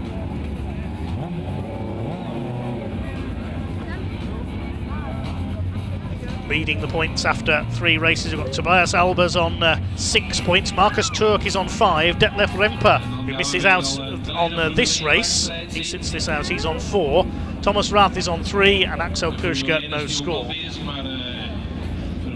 Albers wins this, he will go clear at the top. Marcus Tork, his main rival. They are the top 2 in the points on the German Speedway tracks. Axel Puschke in 3rd. Rounds of the German Championship having been held so far. 4th heat of the day for the karts gets underway. It's a decent start by Marcus Turk. He leads them off. A slower getaway for Axel Puschke. But away goes the man in red. Marcus Tork down the back straight. Thomas Rath it is who gives chase. Tobias Albers didn't make the best of starts there. He's back in third in the blue helmet colour. The leader goes way wide off turn 4, goodness me, nearly onto the grass. Throws it into turn 1. And if you go too wide there onto that grass strip beyond the fence, beyond the outside of the track towards the fence, you could be disqualified for exceeding track limits. Albers up the inside into turn 3, and he's gone from third to first. Superb from Tobias Albers. Down to second goes the wayward handling Marcus Tork. Going sideways at the back in a cloud of smoke is Axel Puschke. He's all over the place. Down to third is Thomas Rath. Well, Tobias Albers missed the start in that one, but he's flown through from third to first. And he's heading for the lead by a clear 2 points if things stay as they are at the moment from Marcus Tork in the overall classification with 1 heat to go. Marcus Tork in his last race of the day, so he'll sit out the final heats. Needs to win this to stay in contention because Tobias Albers has a race in hand. Albers is heading for victory, running wide there, the number 8 again of Thomas Rath. It's a win for Tobias Albers in heats at number 4 for the karts. They've been very entertaining today. Tobias Albers charging up the inside through turns 1 and 2. He'd already dealt with Thomas Rath after the leader Marcus Tork got a bit out of shape down the home straights. Then diving for the inside into turn 3. A superb drive by Tobias Albers to make it 3 wins out of 3. Moves him on to an unbeaten so far 9 points. Marcus Tork is on 7, second in the classification overall. Thomas Rath goes level with Detlef Remper on 4 points, while Axel Puschke has still yet to score. A couple more heats to come now for the 500cc Nationals. Riders have been rather dropping like flies in this one due to bike problems and withdrawals. Just a couple of riders for heat number 9 because Anna Spahn and Richie Cawthorne not out in this one. So in red off the inside is Will Borriston of Great Britain and Maxence Rodriguez, his opposition from France, in white. Rodriguez looking for 3 wins from his 4 rides. He makes the start. Will Borriston is on 4 points. Now, second place here will keep him in contention if he can get a couple more points on the board in his last ride in Heat 11. He could be in with a chance of making the final. Rodriguez, if he wins this, will certainly be in with a chance because he'll be on 9 points and he's street clear of Will Borriston. Away goes Maxence Rodriguez. First competed here in 2019 at the Helzold Speedway, was third in the 500cc national category. That remains his best result, having competed here 3 times in 2019. There was no racing here in 2020 or 21 due to the global pandemic. And he returned in 2023 to finish 9th in this category. The Frenchman looking good here today for a possible podium place if he can keep up this form. Stymied in his first ride by bike problems at the start, but away goes Max Rodriguez. Slowing up there, but can he keep going? He's, bike problems. Looks like he's in trouble again, but Borriston is well behind him. And it looks like Max Rodriguez is going to freewheel home to take the win. I don't think Borriston can catch him. Yes, there's the checkered flag. Maxence Rodriguez takes a rather fortuitous victory over Will Borriston. He was so far clear. His bike let him down with half a lap to go, but he was able to cruise home and take the victory, not under power. Will Borriston will be frustrated there. Rodriguez was able to build enough of an advantage early on to take his 3rd win. That completes his 4 qualifying heats. 9 points should be enough to take him into the final later on. Borriston, meanwhile, is on 6, so he's on the cusp, depending on what the riders do in heats 10 and 11. So Maxence Rodriguez on 9 points, Will Borriston on 6, Anna Spahn and Richie Cawthorne non-starters. Spahn remains on 6, no points for Cawthorne. Mathis Samberet and Audrey Dupuis will be the ones to watch in heats at number 10 coming next. Samberet is on 7, likewise Dupuis, she's on 2 race wins and a 3rd place. So Mathis Samberet is off gate number 1 in red, gate 2 in blue is Audrey Dupuis, gate 3 in white we will have Antoine Desepris.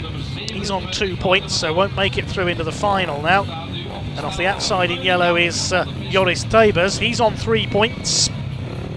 Second last time out behind Audrey Dupuis. Had a couple of falls earlier on in heat number 5.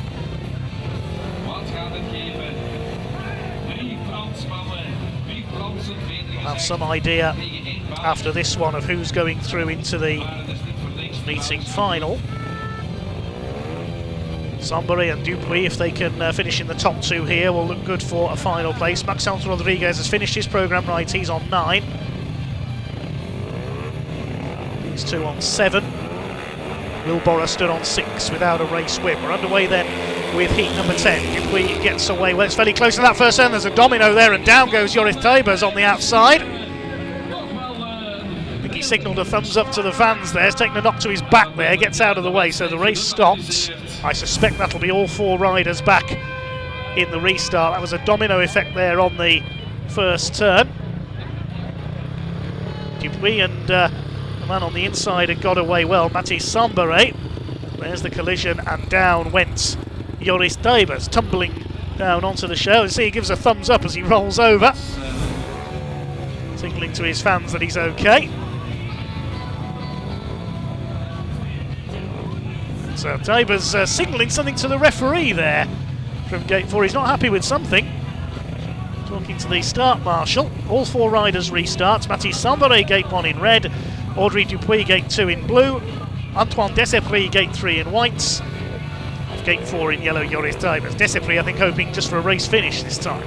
His problems in his last 2 heats. Zombery could well be the favourite here, though, off the inside.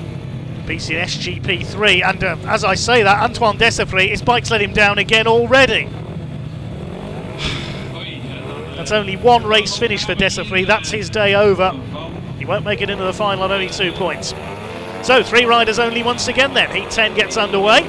Audrey Dupuis gets away well, side by side with Zombery, who takes the lead on the inside. Tybers gets the cutback off turn 2. That's a much better first turn from Joris Tybers, and he's up into 2nd place ahead of Audrey Dupuis. He's gone very quickly there. Tybers into turn 3. He'll run wide on the exit, but he's got 2nd position. Dupuis now going for the inside as Zombery leads the way. Dupuis has got through into 2nd place. It's getting very dusty out there once again.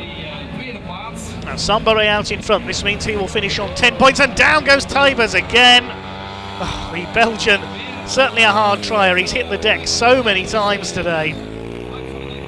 Away goes Mathis Zombery. He's clear of Audrey Dupuis. Now Zombery, if he wins this, will be on 10 points. Dupuis now clear in 2nd, is on for 9 points. That will put them through to the final, I think, along with Maxence Rodriguez, and it then depends what Will Borra does in his final ride.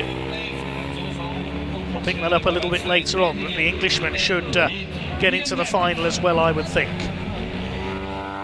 Mathis Zombery heads for victory in heat number 10. Audrey Dupuis in 2nd place. Joris Tybers is on the centre green, as is Antoine Desepris. So Zombery moves on to 10 points, Dupuis on 9. They'll go through to the final. Joris Tybers out of it. He finishes on 3. Antoine Desepris, very unlucky today, finishes on 2. So we have, I think, 3 of our qualifiers sorted for the final. Zombery, Dupuis and Rodriguez. But Joris Tybers, you can't knock him for trying, certainly. Hit the deck on the first turn of the first running of this race, chasing Audrey Dupuis for 2nd place. Just turning in, just overslid there at turn 3, and down went the Belgian champion again. Thankfully okay, that's the end of his day. 10 and 2 drop points relegate him to 3rd, with Ace Piper now leading, and the pair set to meet in Heat 20. 2 points behind the top 8 to Mika Mayer in 9th. He's the key man in the 2 remaining rounds of qualifying heats.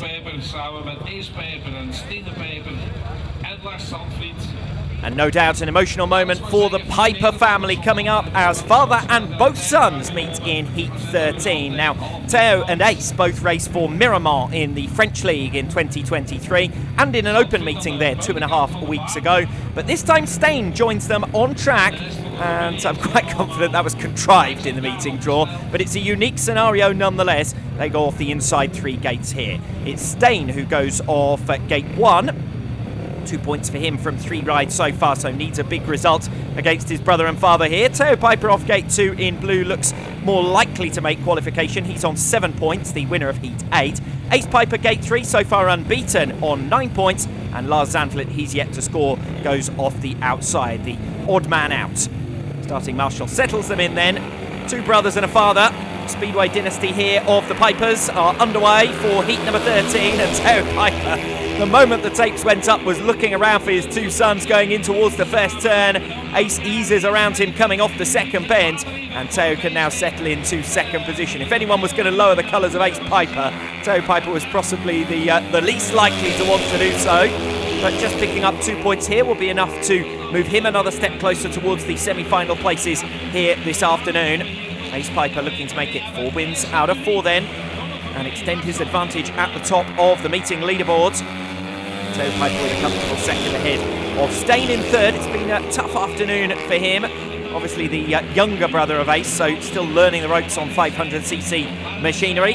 Ace has had a little bit more time, a little bit older as well. And it does look as though Ace Piper is going to be the man to beat here this afternoon. 4th ride accelerating clear of his father Theo, who is handing over the baton already, isn't he? A couple of years since he last raced regularly in League Speedway. Theo just easing up, coming off the final turn, and Stein will come through for the 2 race points. Wonder whether Theo just doing his son a favour there. Means that Stein Piper will probably remain in mathematical contention, at least for a place in the semi-finals. But 4 points from 4 rides, that's unlikely to be enough. Should be enough for Theo. He moves on to 8 with 3rd position there, and Ace Piper, your winner, remains in line for a maximum. 12 points out of 12 so far, and the 3 of them will complete a lap of honour, as I said. Special moment for the family. Theo getting the opportunity to ride with his sons over the last couple of years, as I mentioned, in the French League previously with Ace, and now with Stein in Belgium this afternoon. Theo was close to Ace coming off the second bend, but didn't seem to mind too much, settling into his rhythm in second place. Had looked for Ace coming in towards the first turn, and then drops back to 3rd position coming off the final bend, and that allows Stein to come through for the 2 race points. So straightforward heat 13 for Ace Piper, taking his 4th race victory of the day. Best result of the afternoon so far for Stein Piper. He moves on to 4. Theo Piper very much in the mix for qualification, but only on 8 points after his worst result of the afternoon so far.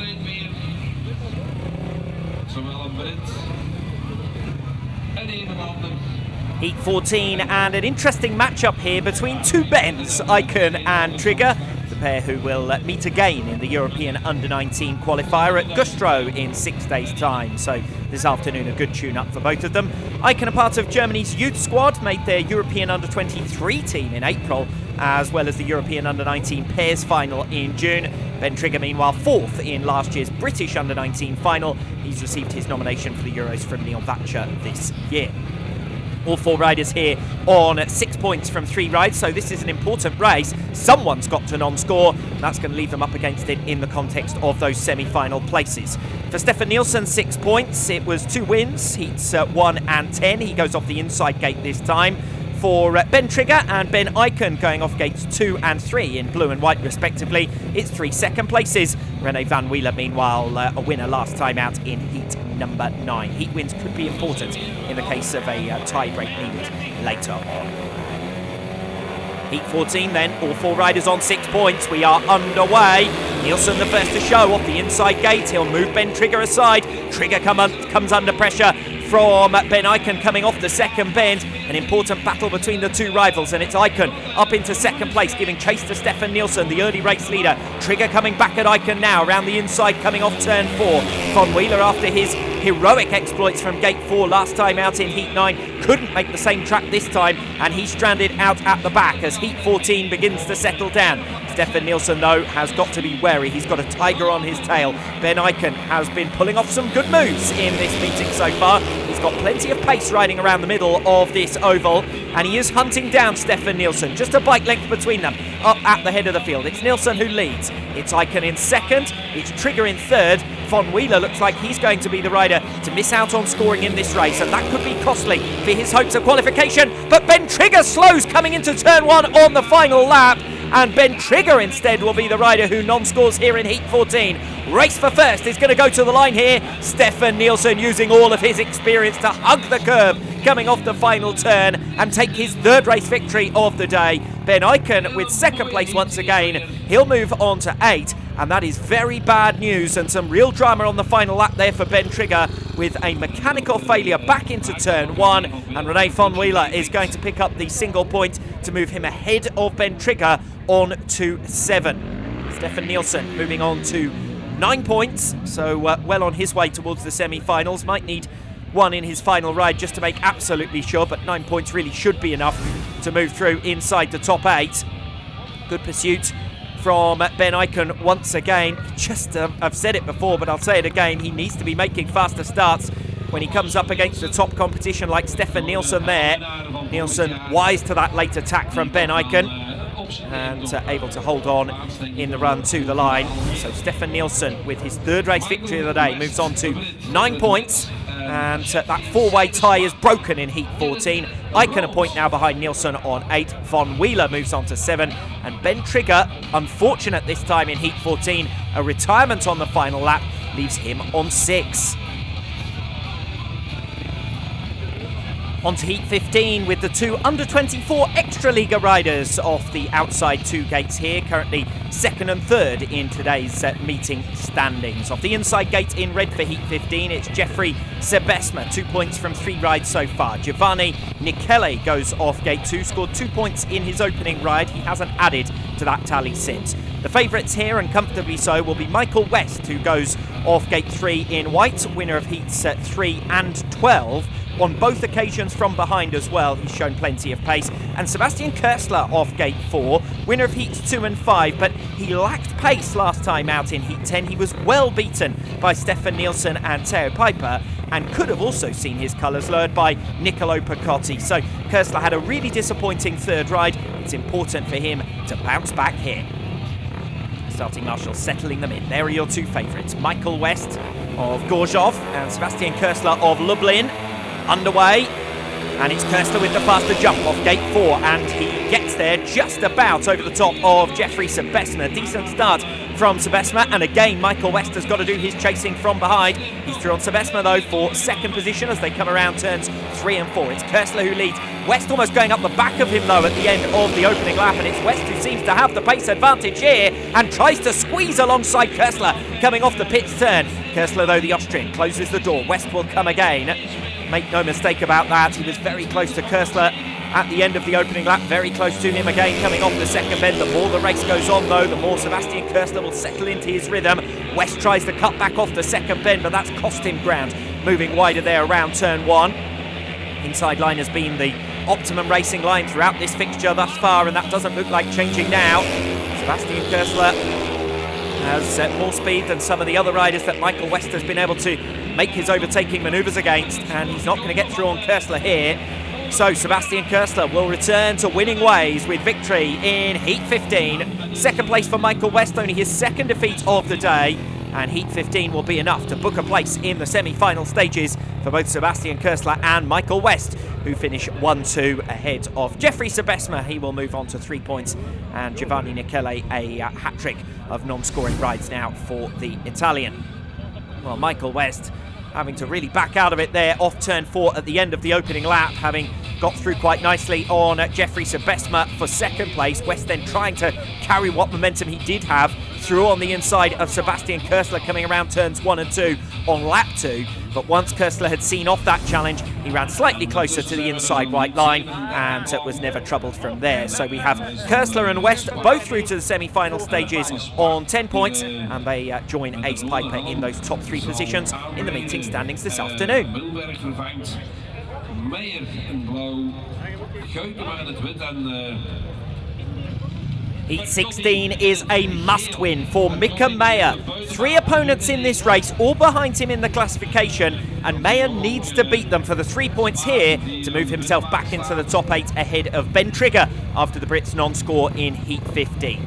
Heat 16, Anna Span goes off the inside gate in red. Only 2 rides for him so far. Of course, the meeting reserve came in from the 2nd round onwards. He scored 2 points thus far. Mika Meyer goes off gate 2 in blue, only 4 points from his 3 rides. Second place last time out in Heat 9, his best score of the meeting, but he did suffer something of a surprise defeat at the hands of his fellow countryman René van Wheeler, so still looking for his first race victory of the day. He needs to get it here. Gate 3 in white for Ruben Haukema, retired with mechanical difficulties last time out in Heat 12. He's on 2 points for 2 third places in his opening 2 outings. And the outside gate in yellow, the lively Niccolo Picotti, has been something of an entertainer. Failed to score last time out, but was great value in that Heat 10, holding up Sebastian Kursler for much of the race, and a winner already once this afternoon in Heat number 7. Likely the toughest competitor for Mika Meyer here. Last around 4 heat races, takes up Picotti with a good jump off gate number 4. Mika Meyer, though, stretching every sinew to get there ahead of him into the first turn and runs him out, leaving Picotti briefly in trouble from Anaspan behind. Picotti, as anticipated, the toughest rival for Mika Meyer here. The good news for Meyer is he's got out of the tracks ahead of him through the first turn and through the opening lap. Picotti coming back at him, front wheel up over the white line at the start of lap number 2. There's not too much to choose between Mika Meyer, your race leader, and Niccolo Picotti in second position. Important race lead here for Mika Meyer. The 3 points will move him on to 7, level with René van Wheeler.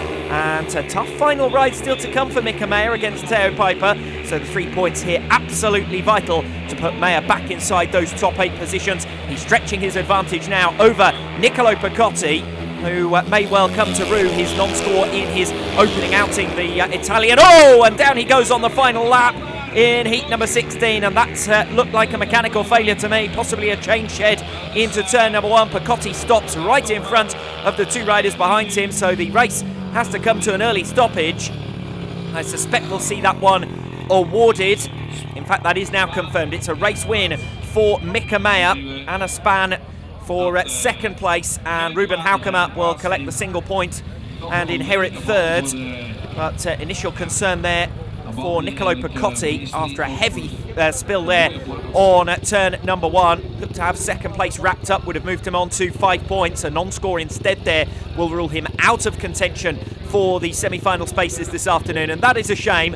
Picotti running the outside line throughout, cost him points in his opening rides, took a win in his second outing, and then lost third position in heat number 10. So that combined with that mechanical failure there, that's a lot of points thrown away for Niccolo Picotti, who remains on 3 from 4 rides, but has been much better value than that points tally would suggest. Just coming into the final lap there, the bike lets go for Picotti and down heavily, and Anaspan just continuing on the racing line in avoidance, and Ruben Haukema going the long way round outside of track limits. The race leader did actually come across the line to take the checkered flag, Mika Meyer, and heat number 16 is awarded. Third heat's coming to the line for our sidecar racers. Then it's 1 apiece in terms of race wins for the 2 Belgian crews, Kenny van Eekhout and Axel Canet, Joachim Martins and Des van Zonhoven. This time Martins and van Zonhoven off the inside in red. Game 2 in blue should have been Dennis Molenpager and Kevin Kunkel. They're not there. Kenny van Eekhout and Axel Canet, gate 3 in white, and gate 4 in yellow we have Bart and Annette Scheuling.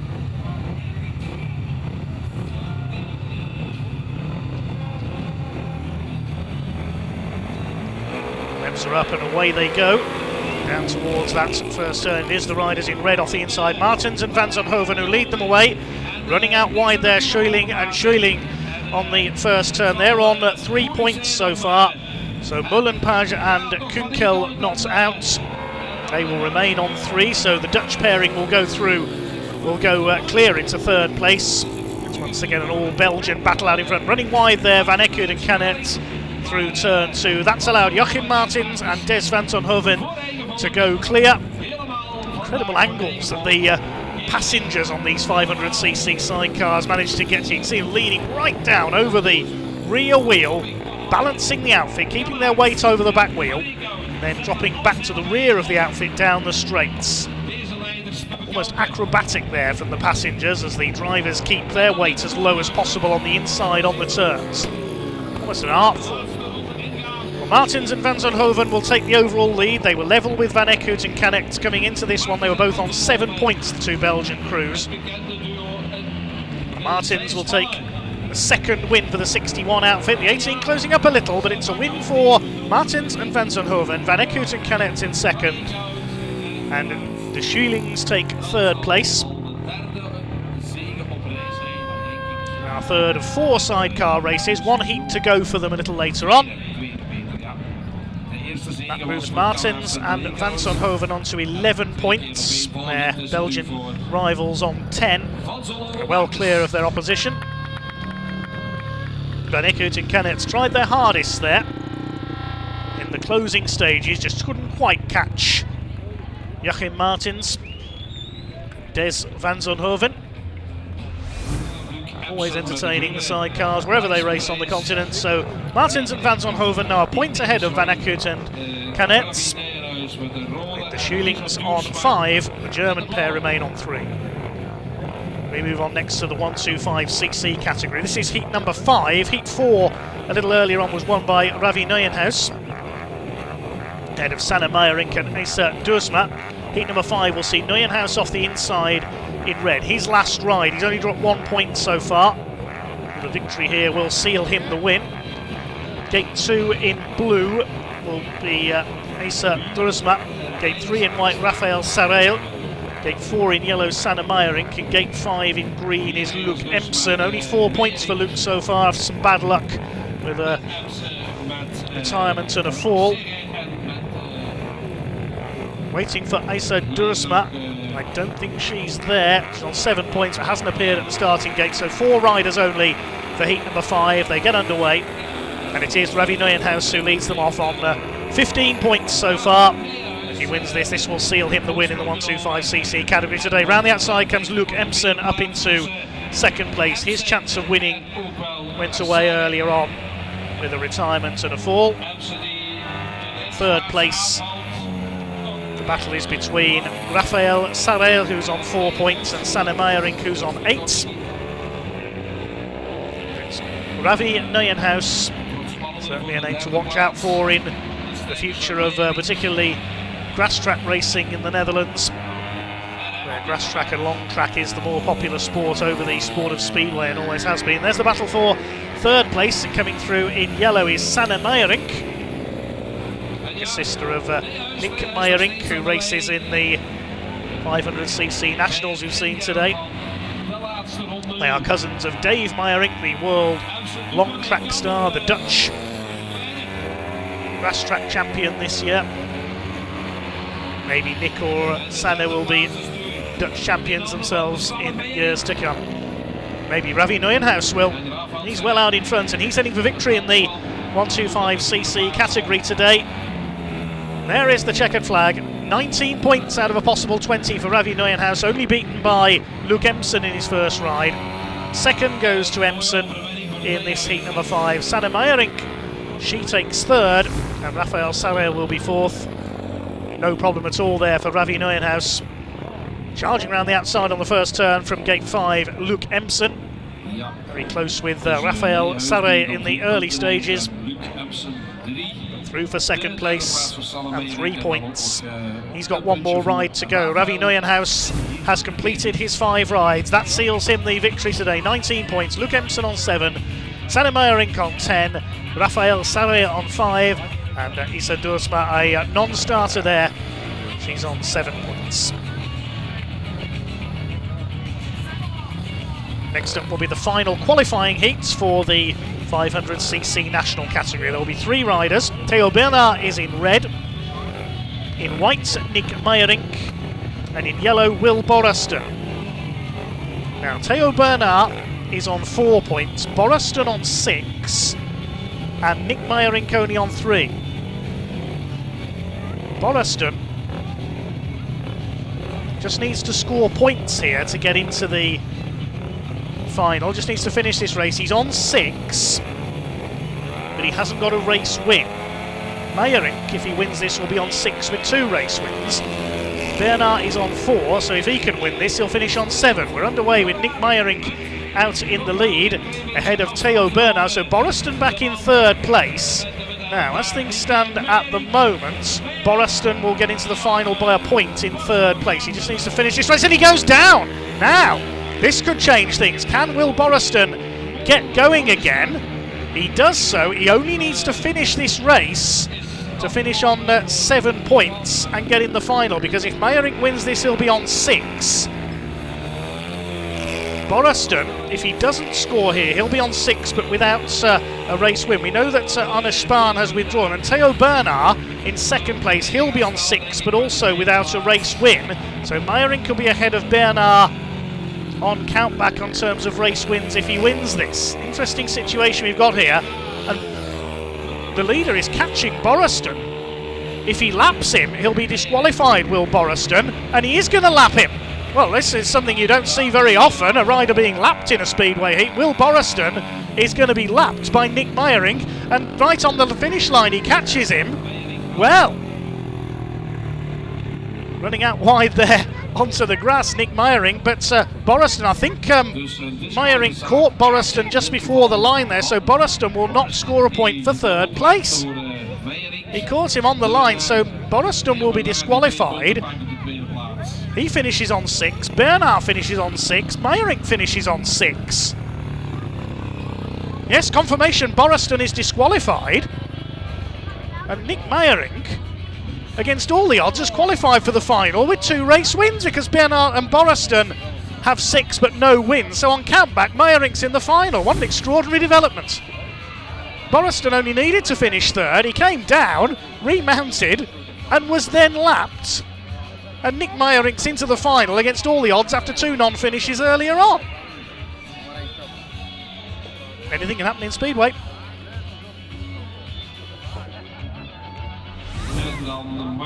So with only 1 ride apiece remaining and 7 points the qualification cut-off at present, riders on 3 points or fewer are already mathematically out of the running. Our top 3 all safe for a place in the semi-finals now, just jostling for starting positions. With these track conditions, that could be vital. Heat 17 now, and this one is all about Ben Eichen, looking for 2 points here to make safe his semi-final space. Off the inside gate in red, we've got Lars Zandvliet. He's failed to score, already out of the running. Gate 2 in blue for Ben Eichen. 8 points for 4 second-place finishes, looking for his first race victory of the afternoon. Niccolo Picotti with back-to-back rides. Good to see him back up at the tapes after taking a heavy spill with a mechanical failure on the final lap of Heat 16. And Michael West completes the lineup off the outside gate. 2 points behind the current meeting leader, Ace Piper. West already through to the semi-finals on 10, but will be looking for a win here to improve his possible gate position selection for the semi-final stages. So West the favourite, but off that outside gate, we know that's a long way to come. We have seen 3 heat winners from gate 4 in the 3rd round of races. And Sebastian Körsler also winning there in heat 15. So we'll see what Michael West can do. Starting hasn't exactly been on point for him thus far. And this Heat 17 is all about Ben Eichen off gate 2 in the blue helmet colour. First away, though, is Niccolo Picotti in the white helmet colour. Once again, a giant killing early ride from Niccolo Picotti. He's up ahead of Michael West, who's stuck down in 3rd position. This is allowing Ben Eichen exactly what he needs to pull away at the head of the field in blue. West now thunders across the path of Picotti and then locks up in front of him coming off the 4th bend. That's ruled Picotti out of the race for victory. And now it's about Michael West trying to hunt down Ben Eichen up at the head of the field. The German leading the way after 4 second places, already well on course towards the semi-finals. But can he pick up his first race victory of the afternoon? And Michael West giving it everything here in 2nd position. Can he deliver yet another overtaking manoeuvre? These 2 have been great value thus far, both Eichen and Michael West with their overtaking manoeuvres, and Niccolo Picotti behind them as well. This is a sort of Mr. Entertainer race, isn't it, heat number 17? But it looks like it's going to be Ben Eichen who will take the 3 race points at a canter and from the front this time around. He'll be glad about that. Got away well off gate 2, had the inside line on Picotti into the first turn and has never looked back. Ben Eichen celebrates victory in heat 17. Michael West with 2nd and Niccolo Picotti comes over the line for 3rd. Just brave for him to be back on the bike there and up at the tapes for his 5th and what will be his final ride here this afternoon. Picotti eliminated on 4. Lars Zandvliet fails to score from his 5 programmed rides. The 2 favourites up at the head of the field, but Michael West had to work hard on that opening lap to get through on Niccolo Picotti. Gave chase, and lively chase at that, to Ben Eichen, but just couldn't quite get there, so the German holds on for the 3 race points. First victory of the day then for Ben Eichen, moves him on to 11 Michael West with second position will move on to 12. That's joint with Ace Piper, but Piper, of course, has the advantage with race victories and a ride in hand. Remains to be seen exactly where Michael West finishes, but he and Ben Eichen are both going through to the semi-final stages.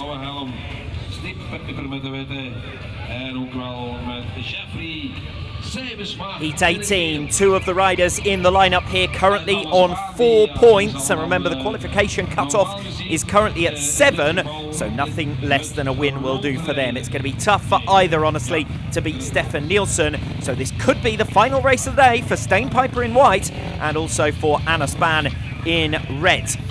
Inside gate for Anna Span, who was second last time out in Heat 16, gained a somewhat fortuitous point after a late fall for Niccolo Picotti, but his 4 points have come from only 3 rides so far. He is the first reserve, so could theoretically be called up for another outing should someone touch the tapes or be withdrawn injured in the remaining 2 races.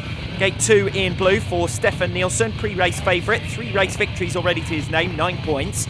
Gate 3 in white for Stijn Piper, second place last time out, ahead of Theo Piper, 4 points his score. And the outside gate with Jeffrey Sebesma, he is on 3, all third places. And he is out of the running already for qualification, 4 points back from the qualification cuts with only 3 points available here. Starting marshal trying to get Stefan Nielsen up to tapes. He will be the last rider to settle. A win here for Nielsen would move him level with Michael West and a point ahead of Ben Eichen, the winner last time out in Heat 17. Starting marshal calls them to order then at last, and we are underway with Heat 18. Fastest start from the outside gate from Jeffrey Sebesma, but Stefan Nielsen has the inside ground going into the first bend and leads them down the back straight. Now the race is for second place behind Stefan Nielsen, with Anna Span trying to chase down his fellow countryman Jeffrey Sebesma. Sebesma looking over his shoulder. Stijn Piper is out at the back at the moment and heading wide in towards turn number 1. Neat compact style from Stijn Piper. He's not made the starts to pick up a bigger points haul this afternoon, and on a track where it's been dusty throughout, it's been difficult for him to get back on turns. It does look as though he is faster than Anna Span here, and Span has been left by Jeffrey Sebesma, so we may have a late race on our hands for third position, but none of these 3 are going through to the semi-final stages. That's becoming apparent as Piper now looks to the outside around turn 3 and 4 on the track reserve. Anna Span, the veteran, still holding the line. The youngster, just 15 years of age, Stijn Piper, charging down the back straight, gains a load of momentum going into the third turn. It's going to be a race to the finish now for this third position, but Anna Span just holds on, and Stijn Piper is unable to score in his final ride of the afternoon. So as expected, Stefan Nielsen wins Heat 18, and that ends the hopes of qualification for Anna Span and also for Stijn Piper. And Jeffrey Sebesma beating the pair of them for good measure to finish level with Span on 5 and a point ahead of Stijn Piper, who ends on 4. Good pursuit though from Stijn Piper on the final lap. Outside line around turn 3. I thought he was going to get him there, but just didn't quite have enough momentum generated by the outside run coming off turn 4. And Anna Span looking over his right shoulder and then moving to block in the run to the checkered flag. So Stefan Nielsen qualifies for the semi-final stages on 12 points with 4 race victories. Jeffrey Sebesma, Anna Span on 5 apiece and Stijn Piper on 4 are all eliminated.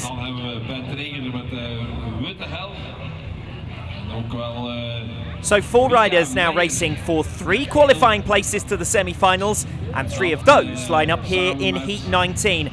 Ben Trigger in the yellow helmet colour has been left to do the chasing after his non-score in Heat 14. He needs a minimum of 2 points from this one to stay in the hunt, and likely needs the full 3 because he hasn't yet been a heat winner, and that would count against him in the case of a tie. Mika Meyer 1 point ahead of Trigger on 7. A win for him would confirm his qualification. Second behind Trigger would see him drop behind the Brit in the standings. So that's your main head-to-head in a perilous situation for Mika Meyer. Remember, Rene van Wheeler still to come in Heat 20. He's on 7 as well. Theo Piper on 8 points. Needs 2 here to be sure of his progression, but must start as the favourite in this one. Inside gate in red, the odd man out, Giovanni Michele, 2 points from his opening ride. His only score, he's already out of the running. Theo Piper on 8 points, only third last time out, behind his 2 sons. Gate 3 in white for Ben Trigger. 3 second places. That mechanical failure on the final lap last time out in Heat 14 could yet be costly. He comes into this Heat 19, 1 point behind Mika Meyer, who's on the outside of him. Takes up on the penultimate heat race, and it's a level break between the 3 contenders, and it's Theo Piper who's the first to show. Ben Trigger on the inside of Mika Meyer, robust in his way through to second position. That's a very important manoeuvre from Ben Trigger to get the better of the Dutchman Mika Meyer. Can he stay there? It's Theo Piper who leads. Ben Trigger's left the door open in towards turn 1. Meyer thunders through. Trigger will need to use the cutback here and swiftly, but Meyer covers the line. And that's a good overtaking manoeuvre from Mika Meyer. And Ben Trigger's been undone there. Will Mika Meyer leave the door open now, chasing after Theo Piper? Or does Meyer settle in for second position, which is likely to be enough? Piper with a victory would move on to 11. That would make him safe. Mika Meyer second, but importantly ahead of Ben Trigger. And Trigger would remain on just 7 points and outside of those qualification positions, with René von Wheeler still to come next time out in heat number 20. It looks as though Ben Trigger will be eliminated here. Mika Meyer with one last attack on Theo Piper, looks over his right shoulder, obviously thinks he's got Meyer covered. Meyer looks for Ben Trigger, he knows he's done enough, so Theo Piper marches on, so does Mika Meyer, and Ben Trigger will be eliminated here this afternoon. Theo Piper victorious, a nice win for him, also the winner of heat number 8 earlier on. And after going easy, you'd have to say, on Ace Piper and Stain Piper, his 2 sons last time out in Heat 13, that was a much meaner Theo Piper from the traps there, and did well to hold off Mika Meyer because Meyer did appear to have the pace advantage. Came through crucially on Ben Trigger for second position. Trigger trying to hit back off the pits bend, but was unable to do so, and Meyer really did stretch his advantage over Ben Trigger from there. So Mika Meyer will certainly be a worthy addition to the semi-final stages. Important that he's found his feet at just the right time. After a shaky start to this fixture, he was only on 2 points after his opening 2 rides, and now on 9 points is headed towards the semi-final stages this afternoon.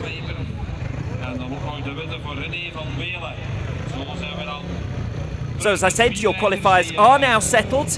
Even the 7-point score he's already on would be enough for René von Wheeler to make the semi-finals over Ben Trigger. The Dutchman with a win in Heat 9 to his name. 3 second places, by contrast, the best of Ben Trigger's results.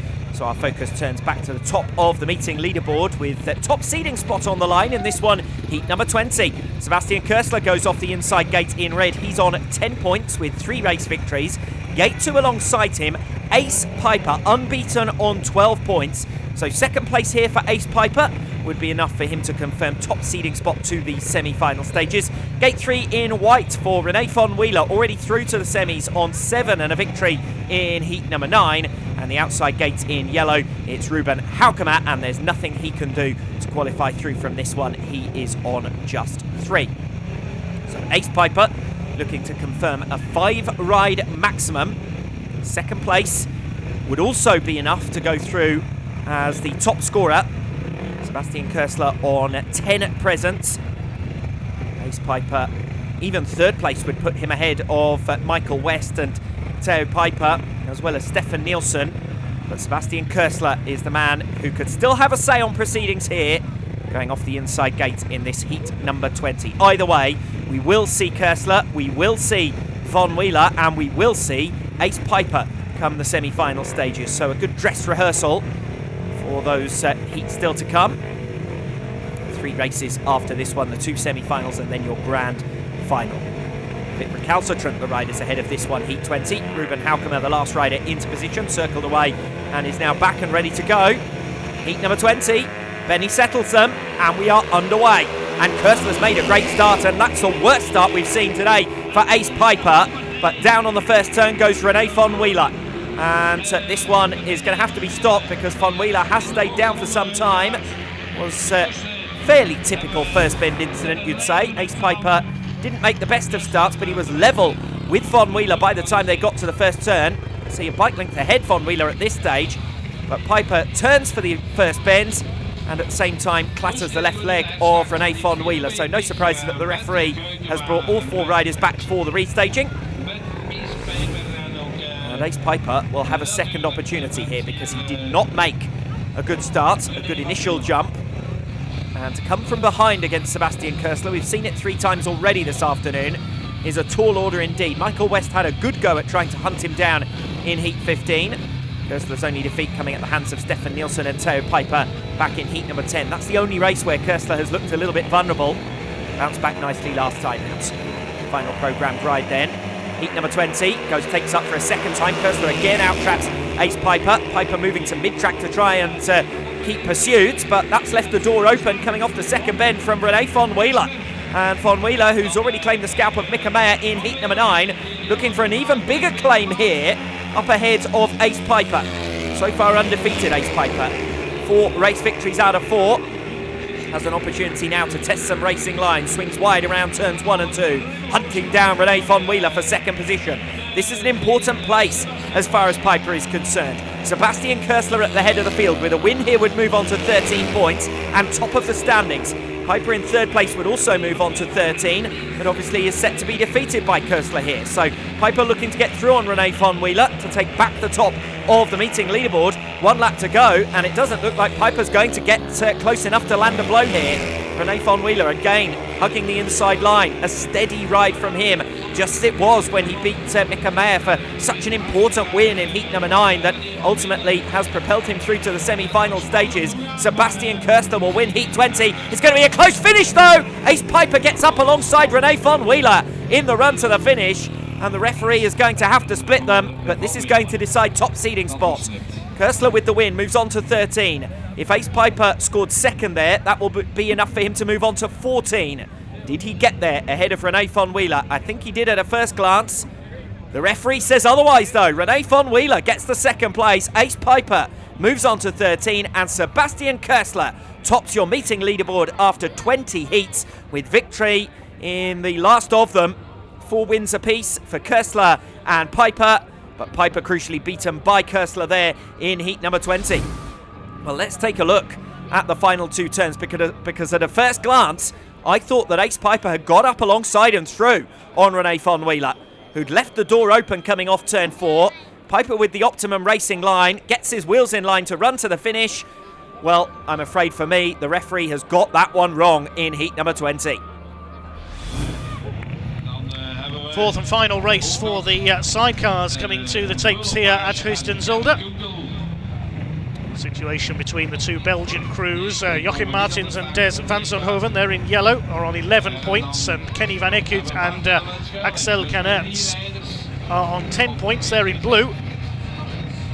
The German pairing of Molenpage and Kunkel are non-starters in red. Bart and Annette Scheuling are in white off gate 3, they're on 5 points. So, Martins and van Zonhoven just need to finish in front of their compatriots here. We get underway. 2 Belgian crews make the start. It is Van Ekut and Canet who lead the way into the first turn. Now, if it stays like this, they will be level on points, 14 apiece. And we might see a run-off between the 2 of them, because their records will be identical over the 4 races. Will they share the victory on the day? It's a good change. Here comes Martins on the inside through turn 2, he goes through. Martins and van Zonhoven take up the lead coming out of turn 2. Well, if it stays like this, Martins and van Zonhoven will win by 2 points. For turn 1 they go. Van Ekut trying to fight back on the number 18 machine, but it's looking good for Joachim Martins and Des van Zonhoven for a hat-trick of heat wins. Been some great racing between the 2 Belgian pairings today. Away goes the 61. Scheuling, Bart and Annette Scheuling will take third place in this heat and overall, with the German pair of Dennis Molenpage and Kevin Kunkel having withdrawn. 18 fighting back around the outside off turn 4 though. The win goes to the 61. They take the heat win and the win overall. The Dutch duo come in third. Joachim Martins and Des van Zonhoven are our sidecar winners today here at Heusden-Zolder. They head round on a lap of honour. A Belgian 1-2. Not something you say very often in any form of speedway competition. This was the move that clinched it. The 18 outfit just went a little wide there through turn 2, and Joachim Martins wound the throttle on, didn't need asking twice, through he went. He and Des van Zonhoven take the victory, ahead of Kenny van Eekhout and Axel Canets.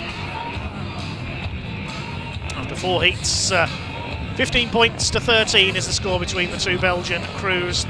The Dutch crew on 7, and the German crew of Molenpage and Kunkel on 3. That concludes the sidecar action then. We move on to our final heat next for the 125cc category. No Ravi Neuenhuis this time, but he's already won. He can't be caught on 19 points, so the battle is now for the podium placings. The inside in red is Isa Duursma, failed to start the last heat. She's on 7 points. Gate 2 in blue, Raphael Sarre of France, he's on 5. Gate 3 in white is Sanne Meyerink, she's on 10. Gate 4 in yellow is Luc Emsen on 7. He can win this, could move up into a podium spot. Completing the lineup, Tyson Priest from the outside is on 2 points so far. We're underway, and that was a real messy start there off the inside. I'm not sure what happened there. But out in front in white it is Sanne Meyerink. It seemed like only half the riders were ready for that one to get underway. Now Meyerink, smoke from her machine, and she seems to be in trouble. Round the outside goes Tyson Priest to take it up in green. That was a real confusing start there. It seemed like half the riders weren't ready. Sanne Meyerink's out of it. That's a shame. There is Luc Emsen, who completely missed out from the start. He's in 3rd place. Raphael Sarre is up there in 2nd. Emsen going for the outside. Through into 2nd at turn 3. So Meyerink is out of it. Priest leads the way. Here comes Luc Emsen. He just breezes past on the outside into turn 1. Luc Emsen, well, this could be a case of what might have been for Luc Emsen if he hadn't had those problems earlier on. He went up there fighting Ravi Neuenhuis for the overall victory. Last lap flag goes out.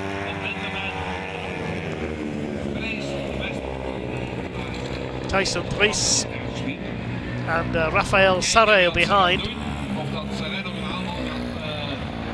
We've lost Isa Duursma and Sanne Meyerink, 2 young ladies from the Netherlands, as the checkered flag goes out for Luc Emsen. Sarre comes home in 2nd, Tyson Priest in 3rd. The rider in red, Isa Duursma, is in fact still running, but a long way back after that confusing start. I thought she dropped out. Let's have a look at what happened at the start there. De disqualificatie is gebeurd doordat je na de start geen assistentie meer mogen krijgen. Whether some riders jumped that start or were rolling, I'm not sure. And then Sanne Meyerink dropping out with that very smoky engine. She only lasted less than a lap in that one, despite taking off into the lead. Some decisions being made by our referee, and Luc Emsen and Isa Duursma have been disqualified for starting infringements. So Sarre it is who inherits the win and finishes on 9. Tyson Priest, the only other classified finisher, he finishes on 5. Sanne Meyerink, despite that retirement, therefore is 2nd overall, and Sarre 3rd on 9, but it's Ravi Neuenhuis who takes the overall win. Final race then for the karts. Their 5th race of the day. Marcus Tork has finished his 4 heats, he's finished on 7 points. Let's see what the other drivers have to do. Tobias Albers off gate 1 in red, he's on 9. Gate 2 in blue is Thomas Rath, he's on 4. Gate 3 in white, it's Axel Purscher, no score for him so far. And Detlef Remper off gate 4 is on 4 points in yellow.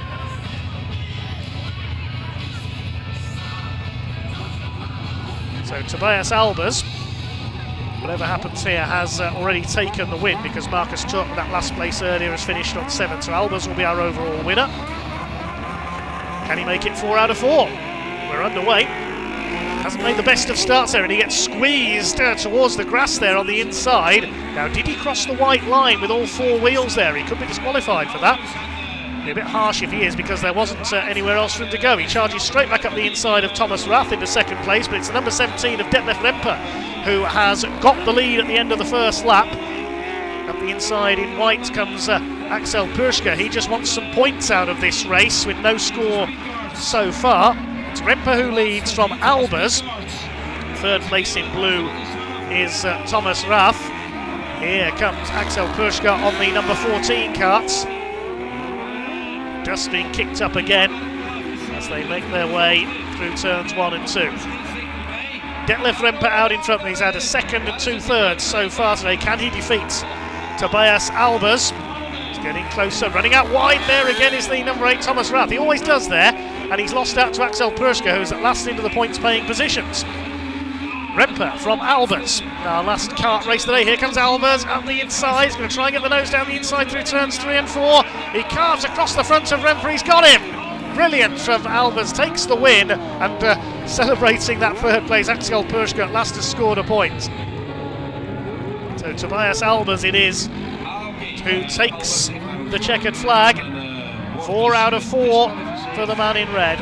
And he celebrates with a donut. Superb. Tobias Albers wins our kart competition today then. Celebrating with donuts around the circuits. Although, result confirmed that Albers has been disqualified. He must have gone across the white line on that first turn. So Remper wins the race, but Albers wins the competition overall on 9 points, ahead of Remper and Turk on 7, Rath on 5. So Ben Trigger is the main casualty of the 20 qualifying heats, missing out by 2 points in 9th. Niccolo Picotti can also count himself unfortunate not to have more points than his finishing score of just 4. But we now have our 8 qualifiers for the semi-finals. Semi-final 1, and the first to choose starting position for this one was Ace Piper, courtesy of his 13 qualifying points. Joint top of the meeting leaderboard and therefore top seed to this semi-final 1. He's gone for the inside gate, no surprises there. It has been the most performing start position in terms of points scored this afternoon. Gate 2 and alongside him will be Michael West. He was second to choose, courtesy of his 12-point score during the heats, the winner of heats 3 and 12. He's been consistent throughout, plenty of pace as well, even when he's needed it from behind. Gate 3 in the white helmet colour, René von Wheeler, surprise qualifier perhaps to the semi-final stages on 9 points. Winner of heat number 9, that proved pivotal in his afternoon, but he has got the graveyard gate 3 position here, needs something special. The outside gate in yellow is with Theo Piper, winner in heat 8. He dropped 2 points to his sons in heat 13, but bounced back quite nicely last time out in heat 19 ahead of Mika Meyer, and he perhaps is the biggest spoiler to the 2 top scorers coming into this race of the 2 inside gates. 2 places available in today's grand final. It's Ace Piper, Michael West, René von Wheeler and Theo Piper. Underway, and a flying start off gate number 4 from Theo Piper, and Ace Piper has been left trapped on the inside by Michael West. West now trying to come through on Theo Piper, down the back straight. Theo Piper showing real determination, and West falls on the racing line. Ace Piper's down with him. So unfortunately a stoppage to semi-final 1. Michael West straight back up to his feet, that's good to see, but Ace Piper still down on the track. A real shame, the biggest drama of this meeting so far. The red flag's out to stop semi-final number 1. What a great start that was to the first semi-final. Real determination showed down the back straight by Theo Piper. Michael West had nosed in front coming off the second turn, but Piper, who took the whole shot there, stretching his left leg above the front wheel of Michael West to get in front, closes the door. West locks hard to the inside to try and cover second place, goes down, and there is nowhere to go in such close proximity for Ace Piper. The good news is that Piper is now back up to his feet. His father Theo is alongside him. I can tell you that Michael West has been disqualified from the restaging. Theo Piper back on board his machine because of course he's going to be out in the rerun here. But unfortunately it doesn't look as though Ace Piper's going to be back out in the rerun after a big spill there in semi-final number 1. That means we've rather got an anti-climax to semi-final 1 because we'll go again with 2 riders only. 2 riders off the 2 outside gates, the 2 lowest scorers in this quartet for semi-final 1 will be going through to the grand final. Turn up for the books there for René von Wheeler and Theo Piper on his outside. So this is going to be important in terms of starting position choice for the grand final. Winner here will of course have the upper hand over the rider who finishes second. Riders looking down to the right then, and we are away. And Theo Piper with another good jump off that gate 4 position. Out-traps René van Wieler, no surprises there. That gate 3 has been the 1 weak link in the 4 starting positions. Generally pretty even, particularly between gates 2 and 4, but gate 3 has been where more points have been dropped than anywhere else. René van Wieler slowing up as he makes his way around turn 1, and looks as though he's got a mechanical problem here, so we could end up with only one finisher in semi-final 1. Either way, van Wieler will go through to the grand final as well as Piper. Piper can relax off his pace now and just ride round to complete the 4 laps, moving through to the grand final as the top qualifier from semi-final 1. So Piper then looking good here. Nice to see him back on a bike. Still knows how to slide in the final years of his career. Easing up now, celebrations already underway as he marches on to the grand final. René van Wieler's going to have a quick turnaround here, mechanically speaking, because he's got to get his bike ready for the grand final. Theo Piper crosses the line to win semi-final number 1, and he will be your only finisher after a mechanical retirement for René van Wieler. So, Demolition Derby, semi-final 1. Michael West disqualified for his spill. Ace Piper withdrawn through injury after collecting him. René van Wieler fails to make the finish in the rerun, and Theo Piper trundles home in probably the slowest winning time of the day to take semi-final 1. He and René van Wieler book their places in today's grand final. Anti-climax, as I said, in the rerun of semi-final 1. Theo Piper again making the fastest start. René van Wieler pulling up with mechanical problems. Anyway, those two will both be grand finalists here this afternoon.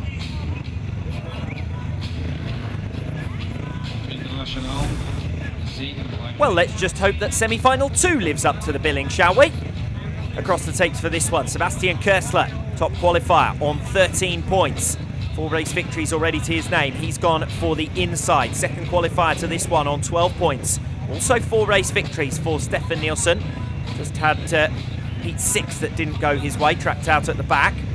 Third seed to this one was Ben Eichen on 11 points. He's gone for gate 4. So the gate choice pattern going in the same way as semi-final 1. Mika Meyer left with gate 3. 9 points for Mika Meyer coming into this one. Finished with a flourish though. 5 points from his last 2 qualifying heats. So pretty evenly matched lineup for this one. Nielsen and Körsler on the inside 2 gates, the favourites. But we saw the 2 riders from the 2 inside gates last time out. Neither of them made it through. So some surprises perhaps still in store for us in Heusden-Zolder this afternoon. Stefan Nielsen again the last rider to settle. 4 race victories, 3 on the bounce coming into this one. Lower the colours of Sebastian Körsler in heat number 10. The only points that Körsler has dropped this afternoon. So Piper also finishing ahead of him in that one. He's got the inside gate where he won heat 2 and heat 20. Underway with semi-final 2. Körsler again has made a good start. Nielsen's out with him, but he's moved aside, and Mika Meyer gets the cut back off turn 2, and from nowhere, off that unfavourable gate 3 position, Mika Meyer storms his way through into second. Stefan Nielsen must get back through on Mika Meyer as swiftly as possible, but trying to go around him on turns 3 and 4 has left him exposed to Ben Eichen. Nielsen back to the inside then, around turns 1 and 2. Meyer now leaving the door open, coming off the second bend, trying to keep up with Sebastian Körsler out in front. Nielsen made a level break with Körsler, but because of that was moved out of the way coming off the second turn, and this could be his undoing. Mika Meyer, the last seed into this second semi-final, looks like he could pull off a defeat of Stefan Nielsen and Ben Eichen and march on to today's grand final. He's got the pace to match Sebastian Körsler out front as well. Nielsen, who looked so quick in his last qualifying ride, heat 18, has not got the same pace this time around in semi-final 2, and he's drifting back from Mika Meyer. So it's going to be Sebastian Körsler, one of the pre-meeting favourites, who will qualify. And the 2 riders on 13, only one of them's going through to the grand final. It's Körsler, the winner of semi-final 2. Mika Meyer ends the defence of the title for Stefan Nielsen. And Ben Eichen at the back will also be eliminated. So it will be 5th in the meeting classification for Stefan Nielsen, 6th for Ace Piper, 7th for Ben Eichen, and 8th for Michael West following the official classification. Your 4 grand finalists will be Theo Piper and René van Wieler from semi-final 1, Sebastian Körsler and Mika Meyer from semi-final 2. Stefan Nielsen is coming round on a lap of honour to greet the crowd. The defence of his title comes to an end, but considering this is his first meeting in 2024, I think he's done a mighty good job to walk away with 4 race victories. It's third in semi-final 2. Unfortunately for Nielsen, he was just brushed aside by Sebastian Köstler in towards turn 1, tried to battle back around the outside of Mika Meyer in towards turn 3, but the inside has been the place to be, and that's one of the fastest rides Meyer has put in this afternoon. It will be enough to convert him from a rider who could have been eliminated in the 5th round of heats to a grand finalist here in Heusden-Zolder. Last of the support races coming to the tapes, then it's the final for the 500cc category. The lineup will see Mathis Sambaret off the inside representing France in red. Gate 2 in blue will be Maxence Rodriguez in blue. Gate 3 in whites, Audrey Dupuis. And breaking the French dominance, Nick Meyerink, gate 4 in yellow, who only just made it in when he lapped the man who was about to beat him in the last couple of metres of his final qualifying race. Can Meyerink take an against the odds victory?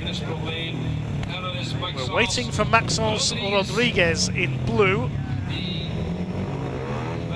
He's not there at the starting tapes. Has he had bike problems again? Now he's got 3 wins out of 4 from his qualifying races, so he'd be one of the favourites here. No, he's not coming. 3 riders only for our final for the 500cc national category, and Meyerink is away like a rocket from the outside gates. Nick Meyerink, the 16-year-old Dutchman, who only just got into the final on a tie-break, and he only got into the tie-break in the last knockings of his final qualifying heat when he lapped the remounted Will Borriston, who was about to beat him if he'd stayed ahead of him. Borriston would have picked up a point and got in with 7 points to Meyerink's 6. Well, Nick Meyerink making the most of his chance, and he's heading for victory in the support 500cc national category here at the Heusden-Zolder meeting today. He's well clear of his opposition, Sambaret and Dupuis, the 2 French riders. Maxence Rodriguez is on the centre, his bike packed up on the way to the tapes, unfortunately. Through the dust clouds comes Nick Meyerink. Well, we're familiar with his cousin Dave from the World Long Track Championship, and keep an eye on Nick and indeed Sanne Meyerink, stars of the future in the Netherlands. He only just made it to today's final, and he's going to win it. Nick Meyerink nearly goes out too wide there on the final turn, but he takes the win. Mathis Sambaret comes in second. Further back, Audrey Dupuis, France's leading lady of Speedway, takes third. Well done indeed to Nick Meyerink, making the most of the opportunity. He fell in his first ride, his bike let him down, his chain came off at the start in his third. He won the other 2, that was just enough to get him into the final in a 4-way tiebreak with Anne Spahn, Will Borriston and Theo Bernard. Spahn having withdrawn to move up into the international events. Celebrations for young Nick Meyerink here at Heusden-Zolder today. Takes the checkered flag on his lap of honour. Sambaret second, Dupuis third. Bad luck to Maxence Rodriguez, as Meyerink is confirmed as today's 500cc national class winner, ahead of the French challengers second, third and fourth. Brilliant day from all our support classes today. Well done indeed to all the competitors in all of them.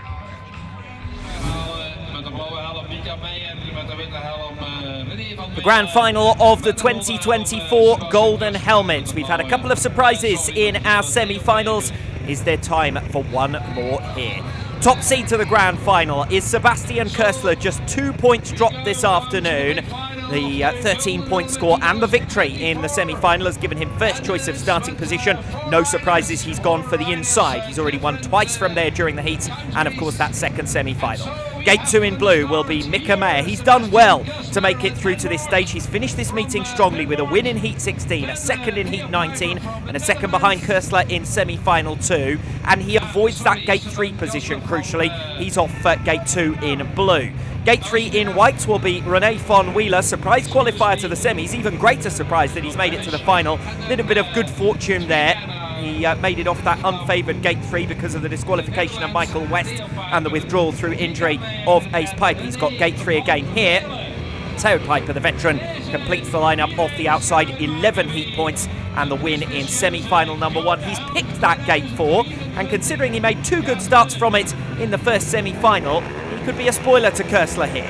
The grand final for 2024 gets underway. Piper's made the fastest start off gate 4, but it's too far to come against the big guns. Sebastian Koestler's there first on the inside, and Mika Meyer follows him around the inside on turns 1 and 2. Piper does enough to clear Von Wheeler into a podium spot in 3rd place. So it's Sebastian Koestler leading then at the end of the opening lap with Mika Meyer in 2nd. Teo Piper, can he get on terms with Mika Meyer for 2nd? I don't think he's going to hunt down Sebastian Koestler, and it's going to be the Austrian, the under-24 Extraliga star. And a star, as I said earlier on, in front of our cameras earlier on this season in Macon, who is going to take the victory in Heusden-Zolder for 2024, barring incident in the closing stages. There's been a fair amount of drama already today. Ace Piper and Michael West, 2 of the big stars of this fixture, out of the running with the spill in semi-final number 1.